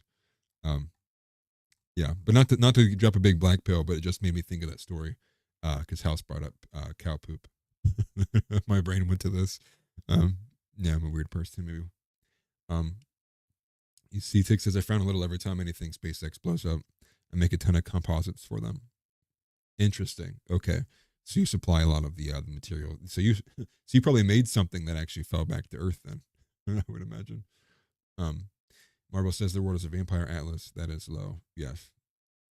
Donnie says that person should be discarded. Yes. Tick says that should be a prison sentence. Fecal matter could be classified as a WMD. I think even if it's not a WMD, it's definitely like a chemical. This person used a chemical weapon or a biological weapon against another human being, or even categorize it as like poison or something, fall into those categories. Right, yeah. Yeah, you said that. Okay. Tick says, I hope people throw shit at him every time they see him. Yeah. Oh, yeah. It's just one of those things where you just like, you think you've seen it all, and then you're like, oh no, dude. I definitely haven't. That's all it really takes is scroll on X for a period of time, and you will be depressed. So maybe that's maybe that's the point of it, right? Maybe that's the entire point of social media here nowadays. So to get into the other subject though, is the fact that Donald Trump launched a meme coin called, and I'm not at all familiar with cryptocurrency. I'm not going to bury that. I'm an idiot when it comes to cryptocurrency. I've never touched it. I'm an old man, dude. I don't know how you kids out here be doing the meme pumping, dumping stuff, carpet pulling thing, majiggers. No idea. But what I do know is that from the people who I followed, who I looked into insight for regarding the Haktua meme coin that was rug pulled, there are some actually kind of some scary similarities between her coin and Donald Trump's. If everyone isn't familiar, the Haktua girl rug pulled on a lot of people. A lot of people lost a lot of money for investing into her meme coin because it got pumped and dumped, as far as I understand, which is the value got largely inflated. There was a small group of people who had early access to buy it, and ultimately the market closed on it, and people lost a lot of dollars on it. So money can essentially changed hands. And Haktua, I think, has ever since stopped doing her podcast and has disappeared from social media almost entirely, because I would have believed that there's going to probably be soon to come litigation regarding the way that was handled, whether it was entirely legal or if there's something outside the lines that they committed. So Donald Trump has launched a meme coin, and it just listed as $Trump. I'm not sure if there's a way you're supposed to say that or not, but I'll put it on screen. And so when I had last checked, it had surpassed 10 billion. This is from Roz Alerts, and that it has surpassed a market valuation of $10 billion after he promoted it on both his Truth Social platform and his X account. So he continued to update it here to 13 billion. I believe I saw someone say and point to the fact that it's actually at 22 billion right now. I could do a quick search here to update myself. But from what I had seen, it's funny, Andrew Tate. So people were pointing like how much money you could have made, which is like a small amount. It beat out the S&P market. Let me see here. Let me just type it specifically. It's going to be a bunch of these meme accounts doing it. Trump, 22 billion. Okay, from this big account here. Woke up and Trump is over at 22 billion, and that was 13 hours ago. So it actually climbed an insane amount. So unsure what that total valuation is now, or if it's even a real thing. Again, like, I'm not familiar with the crypto market, don't know much about what that means. But seeing the public reaction to it is like, It must be, it's pretty massive. Maybe people weren't expecting it to take off as much as it did. But to comment, to finish the comment here on that last story with the sandwich, Dick Farmer says, it still amazes me to learn what type of people there are in the world. Just like you exist, your human archetype is an actual thing. Yeah. Sometimes the villains that exist in real life are even more comically evil than the ones who are in the actual comic books and movies. Like, at least in the movies, it's like they wear a suit and like they twirl their mustache and like they have funny accents. In real life, it's like, oh, you mean the guy who like my kids look up to and like probably was in my school, or like the teacher and like, or the principal, or like was any person that's literally claims any position of power and influence, abuses it, and like they led me to believe that they were a decent human being and they have all this power over me and my kid. Yeah. I would prefer if we had just had Batman fighting Lex Luthor or something, like not this. Like, not this. But regardless, though, with the Trump meme coin, the big headline here, though, is Coffeezilla, and I'm sure people are familiar with Coffeezilla. This is someone who is, largely on YouTube for a lot of different things. He does a lot of investigations. It says internet detective exposing scams, follower of Jesus. That must be new because I didn't know he was like that. But cool. I'm glad. Coffeezilla did a lot of stuff over like, the Logan Paul scams with like the different like NFT tokens that he did. Same thing with like any kind of like YouTuber scam. This guy does all of his videos essentially just break apart them and provide evidence, and he does it in a good way, and he makes content out of it. So props to that guy. But Coffeezilla says an update, and he says he finally saw the tokenomics of Trump. 80% of the supply is owned by one wallet. So he posts the depressed anon. And so he says earlier here, it says WTF is happening. This is the post from Donald Trump about the meme coin coming. Fight. So he continues here. He says the public distribution is 10%, liquidity is 10%. 6 different creators and CISA groups that unlock after 3 to 12 months, invested for 24 months. That is a wild distribution for a meme coin. So, for people who aren't familiar, a lot of these same kind of build-ups and distribution levels were also present in the Haktua coin. And the main thing with that one, too, was that those who had the large kind of distributions also had very early access into buying into the supply, which ultimately was what allowed the rug pull. But again, I'm not an expert by any means. There's probably people who can break this down better. But to point to it and say that there is some alarming things about this overall. And Coffeezilla was also the one who confronted Haktua, who is also Haley Welch, or I believe that's what her name is, on a space about her stuff before she ultimately just like left the space because she is an idiot. She doesn't know what she's talking about, so she dipped out. There's more info here from this is a Chief Trumpster screenshot where I don't know what website he's using or what app he's using to buy into the Trump meme coin, but it actually gave warnings regarding the Trump meme coin. 3 warnings. It says the top 10 holders have high ownership. The top 10 users hold more than 70% of token supply. Single holder ownership. 1 user holds a large amount of the token supply, which must be the 80% holder that Coffeezilla was pointing out. High ownership. The top users hold more than 80% token supply.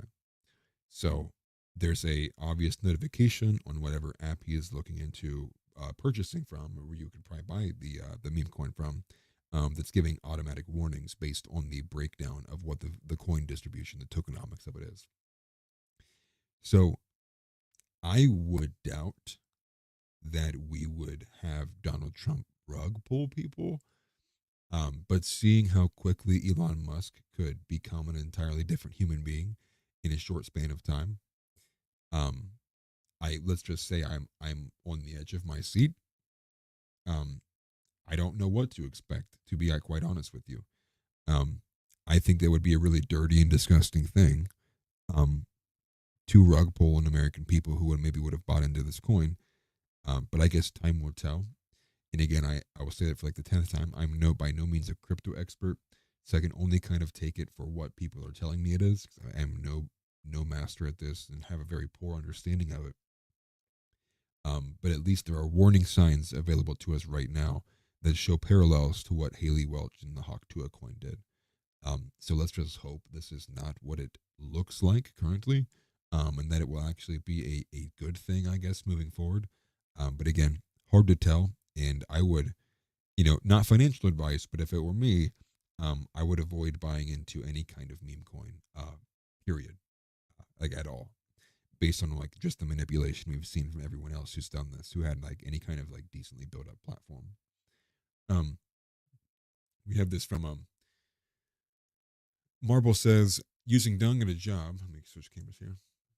Someone was stealing someone's lunch at the job. The person who was getting their sandwich stolen started putting dung sandwiches in the fridge to catch the culprit. Hey, whatever works, man. Whatever works. People are like that, and people, people are just disgusting. That's we're a fallen group of people. They really just have grown to expect nothing less. Dix was saying, it's definitely something to keep an eye on. Trump doesn't control the coin, the market does. And if big finance is investing, they're getting a huge jump in competition to Bitcoin, since they want their own digital currency they can control. I also saw that who are the big ball players? Binance and Coinbase, I believe, earlier today announced that they will begin holding the coin as well. So you'll be able to buy it from like the largest platforms that allow for the cryptocurrency. Ultimately, as far as I understand, that these places don't have their own personal keys and that they hold it for you until you cash out. There's some weird differences in there. And again, I would encourage anybody who would even be slightly interested to probably either watch like a Coffeezilla video about the crypto, or even anyone that you trust that has a actual kind of understanding or expert level understanding rather, of how these things work. Lamar says, I won't touch it. Me either. I'm right there with you. I will not be touching it at all. Takes Bomber says, Musk and the PayPal Mafia crew could definitely be those top wallets. I thought that there may be some kind of like on the low end, like investment thing done here, meant to be pumped up with some kind of large investment and increase it by, whatever the amount had jumped up by. I'd seen some reports that somebody put $1 million into it, and it's now worth 15 million. As well as obviously this coin, if you would have invested $10,000 in 1980, this coin beat that investment at $10,000 today, in a matter of like 20 minutes for some people. So again, yeah, I think, when it comes to investing, again, no expert, I think that there's probably a better play to be made, although risky, with cryptocurrency than investing in the S&P 500 or the market in general, or stocks or anything along those lines too. It seems to me, with the failing purchasing power of the dollar, as well as the economy like on the verge of, on the feet of rather, mass inflation, probably not a good idea to make a bet on our economy. I hope it recovers, and I hope it does improve. But I don't think it's something that you should be putting a lot of money or stock into either. Find other means of value you can store that as a vehicle. So with that, though, I think a good summary of a lot of recent things that have been happening, and Ian touches on this a little bit too. We have like a 5-minute video from Ian Carroll, who's quickly becoming like probably my favorite content creator. Even though I disagree with him on a lot of things, but I think he is the top dog, tinfoil hat wearing, spot on kind of guy in the economy right now. And as long as he and it's kind of wild because I would expect him to lose his check mark soon for what he constantly responds about and replies about. But he has a nice 5-minute video. It's kind of like a summary. And he basically puts it as, you're just a little monkey in a big world. And I thought it was a good video. At least watch the first couple minutes of it. It's about 5 minutes long, and we'll take a listen. And I hope you guys enjoy Ian Carroll as much as I do. I've come to grow pretty fond of the way he kind of breaks things down. Today's Saturday, January 18th, and I just want to take a moment to remind us all how fucking crazy the world is right now. The incoming president just launched a meme coin, raising billions of dollars overnight. Autonomous AI robot technology is within years of being in your home, folding your laundry, having sex with your boyfriend. Plus, a lot of you might not have noticed that in UFO Twitter right now, there's some crazy drama going on. Greer is talking about like serious disclosure coming literally tomorrow, but he's hyped a lot of dates. But then there's this whole other drama that played out across the Julian Dory show. Shout out Julian Dory. With this new documentary from James Fox that just came out, with this dude that had this crazy whistleblower testimony that kind of might have been like a Fed plant to discredit this guy's documentary. But it gets crazier because Jeremy Corbell's on this like reverse blue beam of the blue beam psyop that like the rumblings are that everyone's trying to spin this like idea that a alien mothership is coming here and is going to arrive in 2027. Like, this is no joke. A full-on blue beam level narrative that's getting spun within the UFO community, and it's almost getting spun like they're trying to counter it, and it's super weird. But summarize it as like literally the disclosure community is coming to the like mainstream political disclosure that not only are aliens real, but they're about to launch the alien war psyop. All the while, the mainstream like neocon warmongers are all over places like the Sean Ryan show. Same old Middle Eastern terror is building up, and they're getting ready for 10 9/11 events across 10 major cities. Plus, the World Health Organization, Bill Gates coalition is gearing up for, 10 new pandemics because they... Speaking of the vaccines, we will get to a Bill Gates section here in a little bit after this video. I'll actually go right to that. actually think that we're gonna fucking go through that again. Yeah, right. Plus, Candace Owens is literally busy exposing that the president of France is married to a pedophile groomer that was his male teacher when he was a 14-year-old boy, and he was groomed for the position of president of France, and to this day they're covering up that secret, and it is just getting crazier and crazier over on that story. That makes you start to wonder about other, allegations against other prominent public political figures about... Plus, there's some crazy weird shit happening over at GameStop we'll talk about another time. Then there's the Epstein story that there's still no answers to, but we're apparently going to get them. There's the Diddy story that there's still no answers to. It's still unraveling. But we all can't help but wonder, did any evidence burn down in those fires? Which houses? Where did it start? Was it all just accidental, or was there other stuff that happened in those fires? We'll never know. Plus, there's this crazy Israel disclosure that's happening in our mainstream spaces of just people waking up to the Israel propaganda and what's really going on. Plus, there was the whole drones over the East Coast thing that never got resolved. Then there was the crazy Cybertruck bombing that had the crazy allegations about the drones that never got resolved. Any one of those stories would have been absolutely blowing up the news 10 years ago. This is a million mind-blowing psyops all converging all at once, and no one even has time to... I barely even covered 10% of what is happening right now. It is 100% the craziest time to be alive in human history. And just a quick reminder, you and me are but measly humans. The next season of Earth is going to be wild. The way it's going, we're in the finale. We're on episode 1 of the final season. I hope not, but man, the feeling's there. With tiny little squishy brains. And we are not so smart that we know exactly what's happening and exactly what's coming next. And you should probably maintain a little bit of humility when it comes to the people around you that think differently than you and have different opinions of what has happened and what's going to happen, because you might be wrong. You might not know all the intricacies of geopolitical context in the Middle East. You might not know how alien species crafts work and whether or not our government has them, and you might not know everything. And it's not your job to save the world. It's not my job to save the world. It's not your job to be a hero. Just be your best, be kind, be humble, and watch the show, because it's gonna be fucking crazy. And if you spend the whole show arguing with everyone else that you know exactly how the show is going to end, you're going to miss the frickin' show. And I have no idea what's going on, but I know that the show is going to be crazy.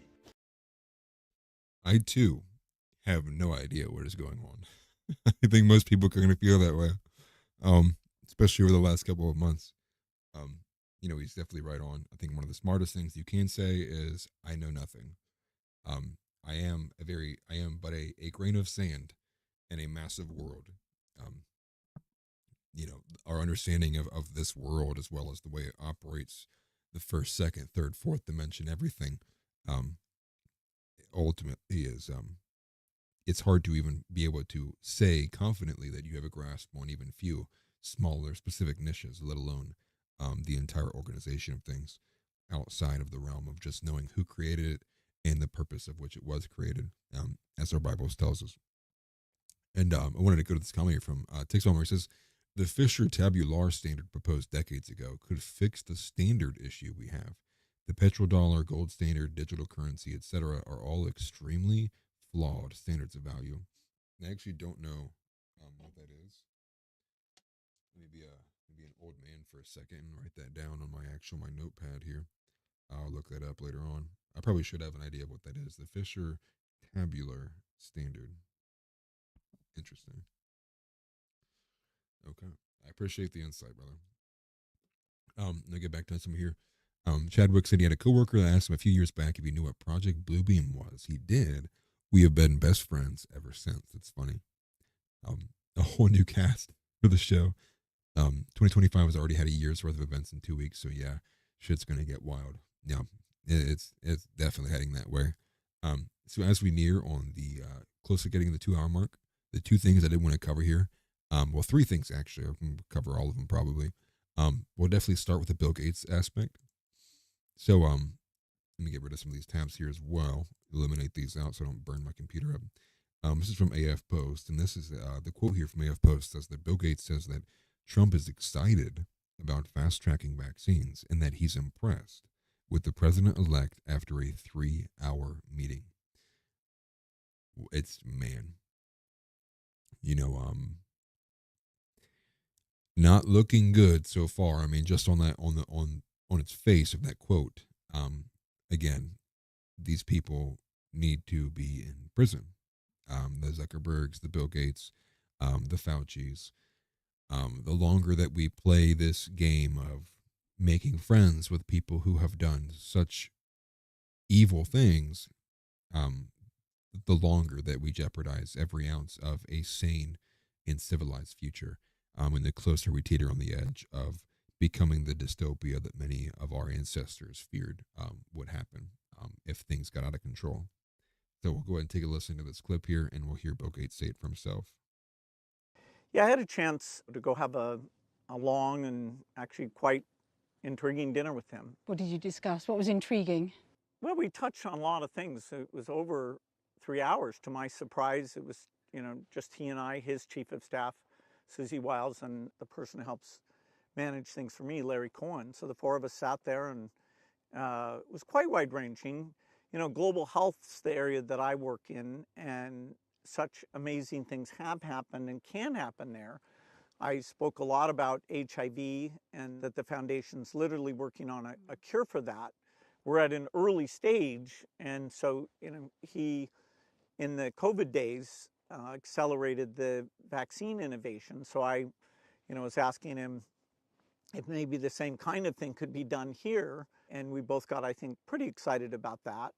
We talked about polio, where we're very close to getting that done, but if you stop, it'll spread back.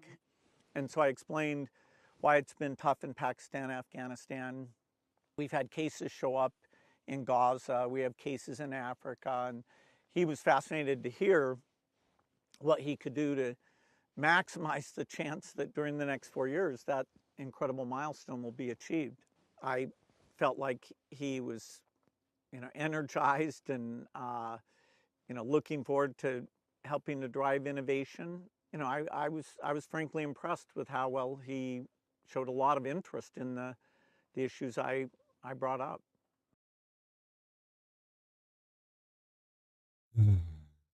Just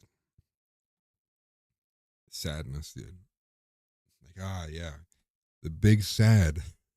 I'm like, that's the big sad, man. Like, oh, what are we doing, dude? What are we doing? Bill Gates has such a super gay voice too. It's hard to listen to him talk. Yeah, one thing I wanted to highlight though from down here, he says, I agree to the point where Ian says it's not our job to save the world. Seems like it's our duty to at least try. Yes. Yes. With every last one of my breaths, I will do and what I can to defend the West, especially from all of these disgusting pedo, globo, homo creeps. Um, TNT says he touched on a lot of things, mostly children. Yeah, I wish it. I wish it wasn't so. I wish it wasn't true. Uh, like Jesus, take the wheel. Like, just make it stop. Someone make it stop, please. Um, Tick says Bill Gates, Melinda, and their foundation have been committing war crimes, human atrocities, and going full blown illegal human science in Africa. Yes, the experiment grounds of modern medicine is Africa. Particularly, I can remember off the top of my head when they were talking about making mosquitoes carry the vaccines to make it more easily widespread and transmissible. Insane. Yeah, people are insane, dude. I don't know how you hear anything like that and you go like, so he was arrested for doing that crazy stuff, and they're like, no, actually, he's meeting with the president tomorrow. Oh my gosh. This is why it matters to just not have America be this nebulous. It's just an idea, dude. It's like no, no. We have a standard. We have a set of values. We have parameters. We have beliefs. We have morals, and you've crossed the line on every single one of those. So do you want prison or do you want exile? We should actually bring back exile too. I think ultimately, that, it's hard to say someone deserves life in prison in the American system, the way that things kind of operate there. Exile should be another thing that we do. We don't do it very often, but it was very common in the past. We just go, hey, we're not going to do anything to you, but all of your stuff, you have to give it up.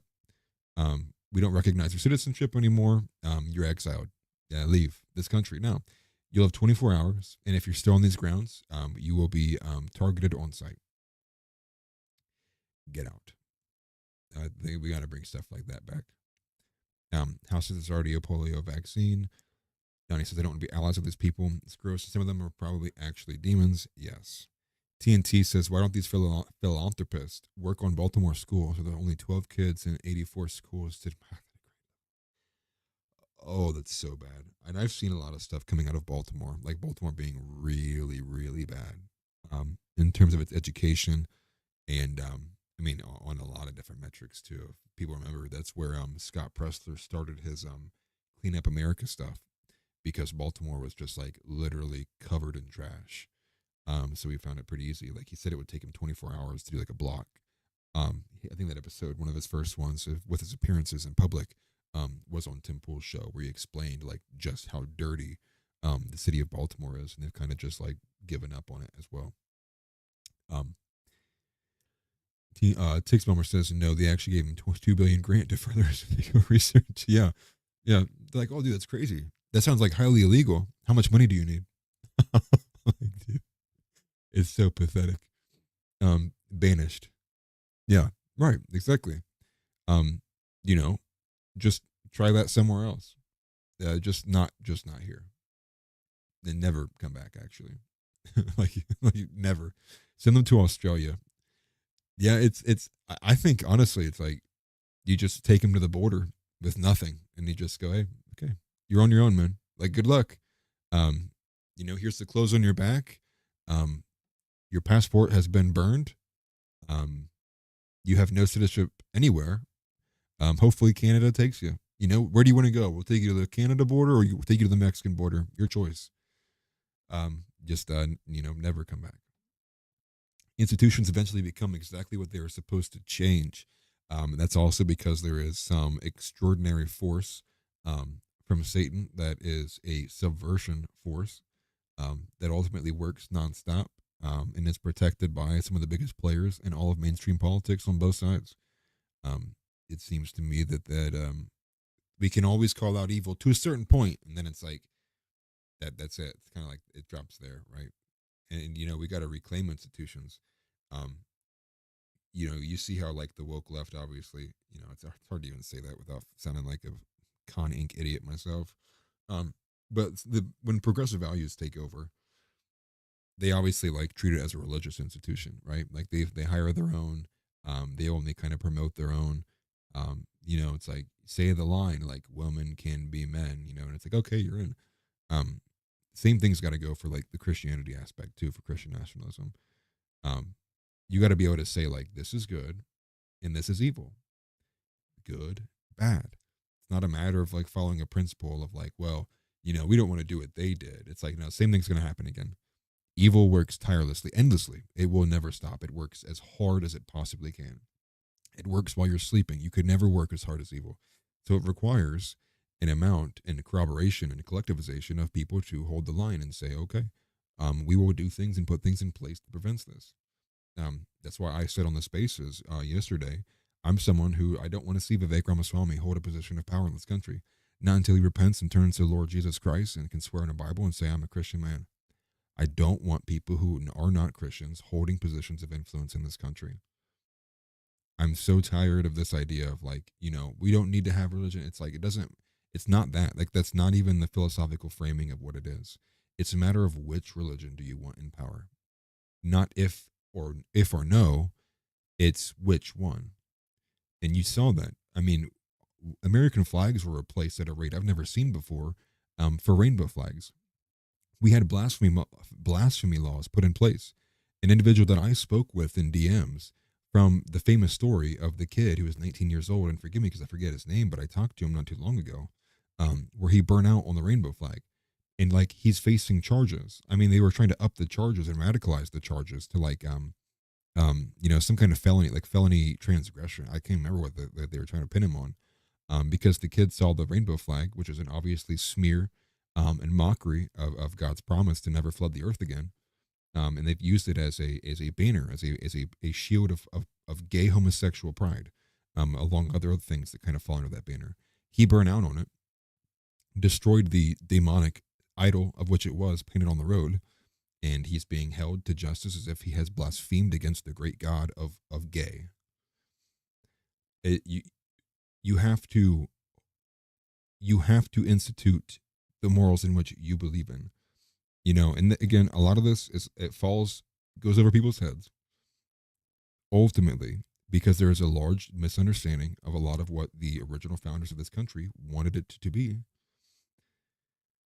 And this is why you get people who kind of ultimately would rather herald, very loose definitions of liberty and freedom, of which freedom of religion, rather than what its actual in context definitions would have been from the people who implemented it themselves. And there's forces that work for that too. It's not just because people like just chose not to just not listen when they were in school. Obviously, this has been in place for some time to subvert Christianity from the inside out, and ultimately, misguide people on a lot of what things are meant to stand for. There's no amount of wanting to the problem with liberalism and the 2012 liberalism is that was the same system that was exactly subverted by the insanely progressive individuals, the Marxists, communists, whatever you want to call them. It will happen again. It will happen again and again and again and again and again. You can't just keep pulling it back to 2012 and expecting 2020 not to happen again. That's all it will ever do. It will hold the line for as long as people are not emotionally offended, and then it will fall again. One thing I thought was not hilarious, but cool, was Clarence Thomas actually brought up on the grounds of the precedent that was presented in the Roe v. Wade case where they overturned it, was actually that he wanted to actually follow up on the fact if that precedent would then allow them to go and overturn the Obergefell case, which is like the Respect Marriage Act or something like that, whichever one. It was the one that ultimately became the pinpoint for the way that we treat homosexual marriage now, or at least recognize it. Legally, that is, most Christians don't consider it to be valid, but they, under our legal systems, it's viewed as a legal vehicle or institution. And I thought that was pretty based from Clarence Thomas. Hopefully, we can see that happen, and we will get a very large shift in our community or our culture. I mean, forgive me, like my mouse just died. Actually, I wanted to scroll up a little bit here and get some of these comments here. House said they denaturalized and deported all the communists and anarchists in 1920. Marble says Baltimore smells. You know, it's hilarious. You keep seeing these posts of 1492, and it's like, you know, the beginning of the Spanish Golden Age, and then people are like, who did they expel? Who are the people they expelled in 1492? No one will say that. Why won't you say it, man? Who did they get rid of out of their country in 1492? You know, obviously it was them boys over there that they got rid of. Obviously the founders and fathers of the current day modern communism. Bolshevism, the Frankists, all of it, dude. All of it falls under this massive umbrella of subversion and enemies of the message of Jesus Christ and the Christian foundations we have in place today. Six Bomber says more than half of America can't even read above a 6th grade level currently. That is sad. I could read it at the 6th grade level when I was like in 1st grade. But also because my parents were like, I'm not going to raise a stupid child. Get in there and read, son. No, they weren't like that, but it felt like it at the time. If it smells, it's bad. Donnie says people don't call out anymore. It's considered a virtue to tolerate evil these days. Yeah. I love the meme of the angel killing the snake, and it says tolerance is not a Christian virtue. I'm glad that there's people pushing back, but understand it's this version of the Christian right that is what is being like gate kept as hard as possible. That's why Seth Dillon stays up all night at the Babylon Bee, and he's like, how can I post the most Jewish thing I can ever think of? And then gaslight everyone. It's like, I can't stand it, dude. I'm so tired of the Daily Wire and the Babylon Bee and all of these pathetic actors in this group. Just like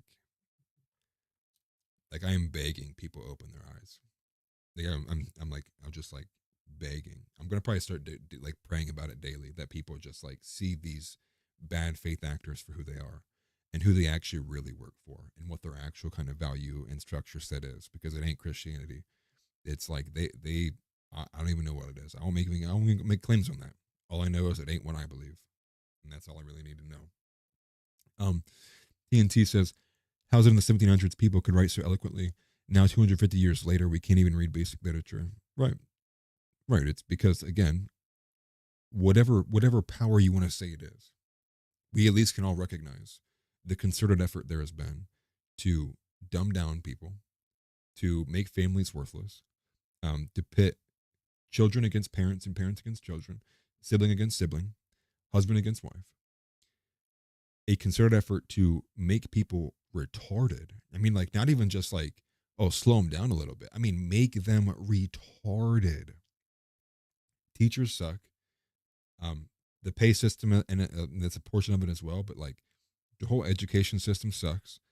If you went into a school system and you just like were a fly on the wall, you would see most teachers like literally couldn't care less. They just kind of like push people through because they don't want to have to deal with, you know, holding back like the problematic people.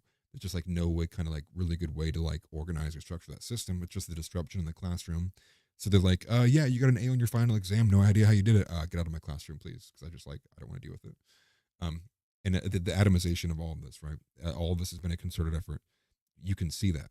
I mean, you can see it in like the ads. You can see it in Hollywood. You can see it in all of the institutions, all of mainstream mediums that you can come across, newspapers, again, advertisements, TV shows, movies, like school handouts, like literally anything that could actually display information has some kind of thing on there. I mean, you can even see it on a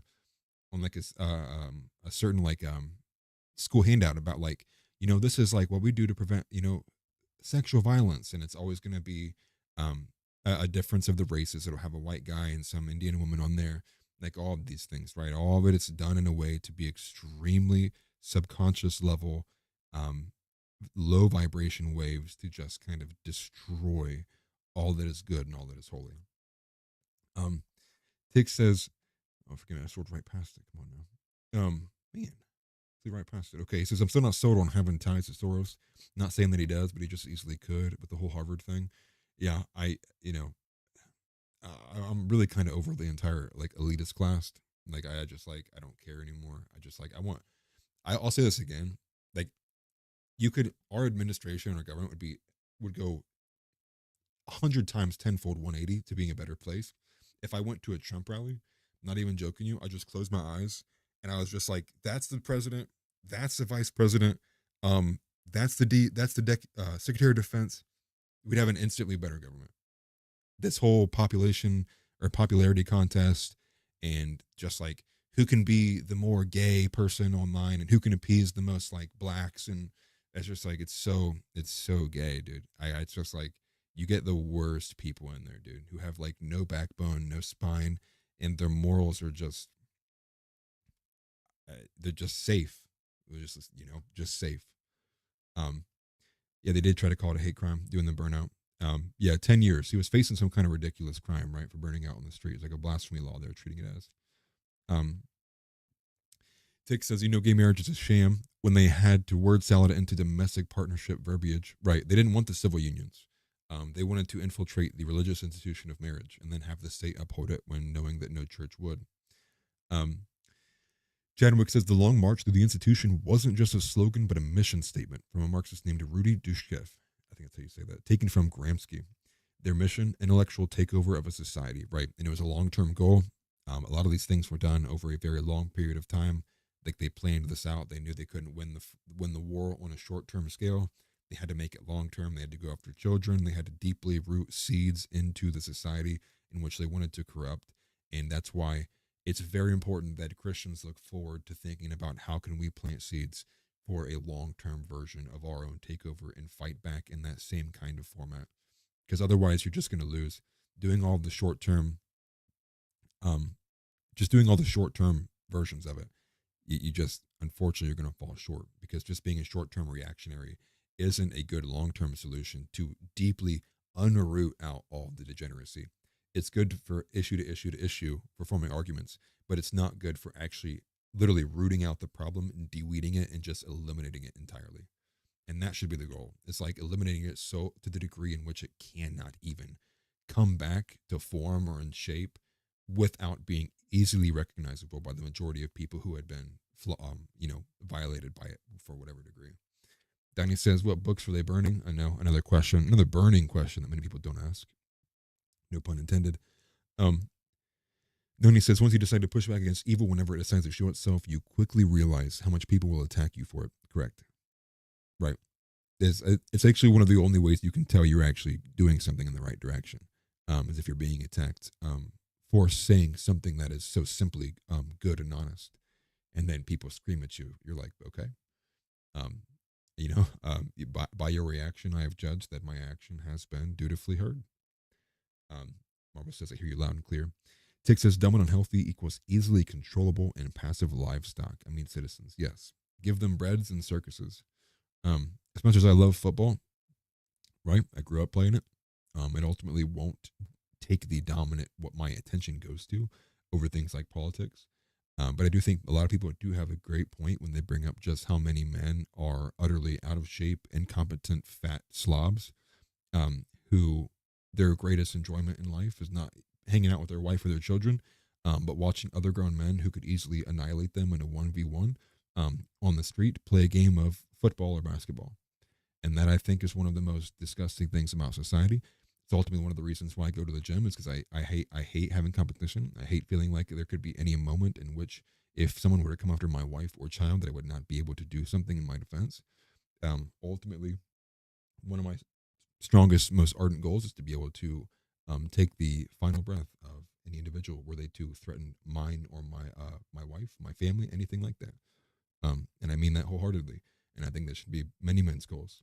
It is quite honestly a shame, in the great words of, I remember Aristotle, for a man to grow old and not realizing the beauty of which his physical fitness could have been. Now, I butchered the quote, but ultimately it means it's a shame when men do nothing with themselves physically, and ultimately let their body decay.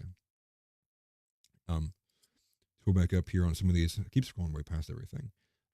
Tick says, convincing people of feelings is more important than fact. It doesn't help either. Marvel says, Soros is evil. Donnie says, people need to get comfortable with conflict again. Correct. Marvel says, literally, you are doing the work right here. Donnie says, especially Christians. Yeah, I hope I'm doing a good enough work. Sometimes I feel like I do things too openly. And unfortunately, not enough code words, as House likes to put it. I don't say Brazilians enough, so I end up getting tagged. Donnie says, I must be doing great because I'm constantly attacked and not well liked. Yeah. I think a lot of people seem to like me until I open up about how I actually feel about things and try to have a deeper, more honest dialect with somebody. And then it seems to be all of a sudden that we're not on the same page. He's literally a Nazi. So what if I am? Just kidding. Just kidding. Kidding. Who knows? But I do appreciate everybody for being in here. Let's see where we're at. We're almost at the 2 hour mark. I'll go ahead and just point to one other thing before we go ahead and sign off here. It takes power says Christianity in America needs to go back to Christian communities first. Christianity has been bastardized, broken, and fractured in America by design. The boys over their communities and the Muslims, almost got cut off short, are flourishing because they are just that, communities with strength in numbers. Right. And they also do a lot of like what people would call nepotism, right? Which is like hiring from their own. Instead of meritocracy, they hire people who think like them, are of them. And that's the way it kind of works. They look out for each other in a much tighter group. They have a very strong in-group preference that Christians don't have. And again, a lot of it is because the message of Christianity has perverted to such a degree that it has become something it entirely is not. And until that changes, there is very little hope for people who claim Christianity to do things or think like you should. So let's see a couple more here. It says sound. Chadwick says sound. Something wrong? Donnie says he has sound. Maybe I'm getting muted by YouTube. I'm sorry if you're having issues. It looks like I'm good on my end. And okay, he said never mind. Okay, good. I was like, it looks good on my end. I'm like, please tell me I'm not going on this rant and I have no sound whatsoever. Disclosure of crypto coming in. I don't think I've ever seen you before, brother. It says, could look at Gary Network once, buddy. I have no idea what that is. I probably never will. I think crypto is just something I'm probably never going to get into, to be honest. And if that hurts me in the long run, so be it. But I appreciate you stopping by.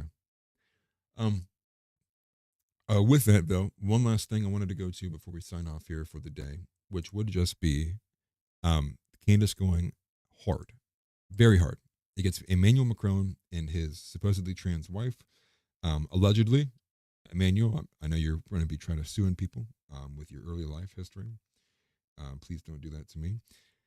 So this is a reply that Candace Owens sent to Emmanuel Macron and Brigitte yesterday that included specific questions for them to answer before they released their full investigative piece on Brigitte. I think that's how you say it. She says, these are pretty straightforward questions. I look forward to a straightforward response. And so we can kind of look off some of these, and I'll name some of these off here. I'll click it. Oh man, that's awful to look at. Let's do this. Here we go. Oh man, dude. People see that better? Maybe. Okay, let me slide it away from my face so we can read that. Okay. And so it says, one of the Macrons refused to sue Xavier Poussard. This is actually a French journalist who Candace Owens had on her show not too long ago, who had to get translated for because he doesn't speak English. And he also asserted that Brigitte Macron transitioned from a man. So all these questions here to facilitate an interview. Was Brigitte Macron born a biological male, or did she live as a male at any point in her life? Is the man you showed at President Macron's investitures in 2017 and 2022 the same individual pictured on the far left in the family photograph in the ambient? Is the little girl pictured in the communion photograph, allegedly from 1960? You might not get all these references here. Did Brigitte Macron ever use the name Veronica? I don't know, I think that might be how you say that. Can you identify each child in the family photograph in their current whereabouts? Because there's our arguments that it was a family member who had transitioned over and they kind of switched over. 8 is Brigitte Macron the same person pictured in the wedding photo? And she goes on, did Brigitte Macron ever have a relationship with Veronica Drew? And so all of us, can you please provide photographs? And so it's a very long-winded asking for very specific things because Candace Owens would like to fully flesh out. Now, I think she's also doing this, obviously, to have her P's and Q's in place because I don't think that Emmanuel is even bluffing about suing for defamation, given what they've done to other journalists who are trying to break different aspects of the story. But just wanted to point to it and, just say I'm glad that we have people like Candace Owens who are unwilling to carry very just basic mainstream regular reporting kind of, what's the word? Standards, I guess, modern day standards of reporting, which is not asking hard questions at all, but going hard against the grain and doing stuff like this. So with that, just wanted to highlight that too. It's pretty, pretty small in nature, I guess, until we get a bit more from what she wants. Obviously, you can listen to more about what she thinks there on the Candace Owens podcast. Peace Bomber says, I love, one is a snooze fest, blah, blah, blah, blah, blah, question. And two, is Brigitte a dude, right? Yeah, you could make it up very, very simple. You'd be like, hey, is she a man? Like, be honest with us. We won't tell anybody. I think that was pretty funny. So with that, thanks everybody for being here. Make sure you smash the like button if you enjoyed it. Share the show with your friends. Join the Discord. The link should be available in the description. If it is expired, reach out to me in some way. You can leave a comment on this video, and I will respond with a Discord link, or I'll try to get that to you at some point. Again, I am a Christian nationalist. I do not hold that back. I do not hide that fact. So if you're on the Discord or you do provide something that is homosexual, understand I will probably say something about it or point to the other direction. I'm going to try to guide you away from that. Thanks everybody for being here. I hope everybody has a good rest of the night. Hopefully today was a good show for you. Doing the solo cast. I kind of like doing the solo cast a good bit just because it allows me to get into my own flow and just just go full on what I want to talk about. Christ is King. Make sure you read your Bibles and make sure that you stand up to this gay homosexual evil that we fight every single day. Yeah, I had a chance to go have a long and actually quite intriguing. That kind of scared me a little bit. But again, thank you for everybody for being here. And my name is Atlas Thugged. I almost gave my real name there. This has been Atlas Thugged. This has been another episode of Jar Openers. And everybody have a good night. Christ is King. And I will see you guys on Monday. So take care.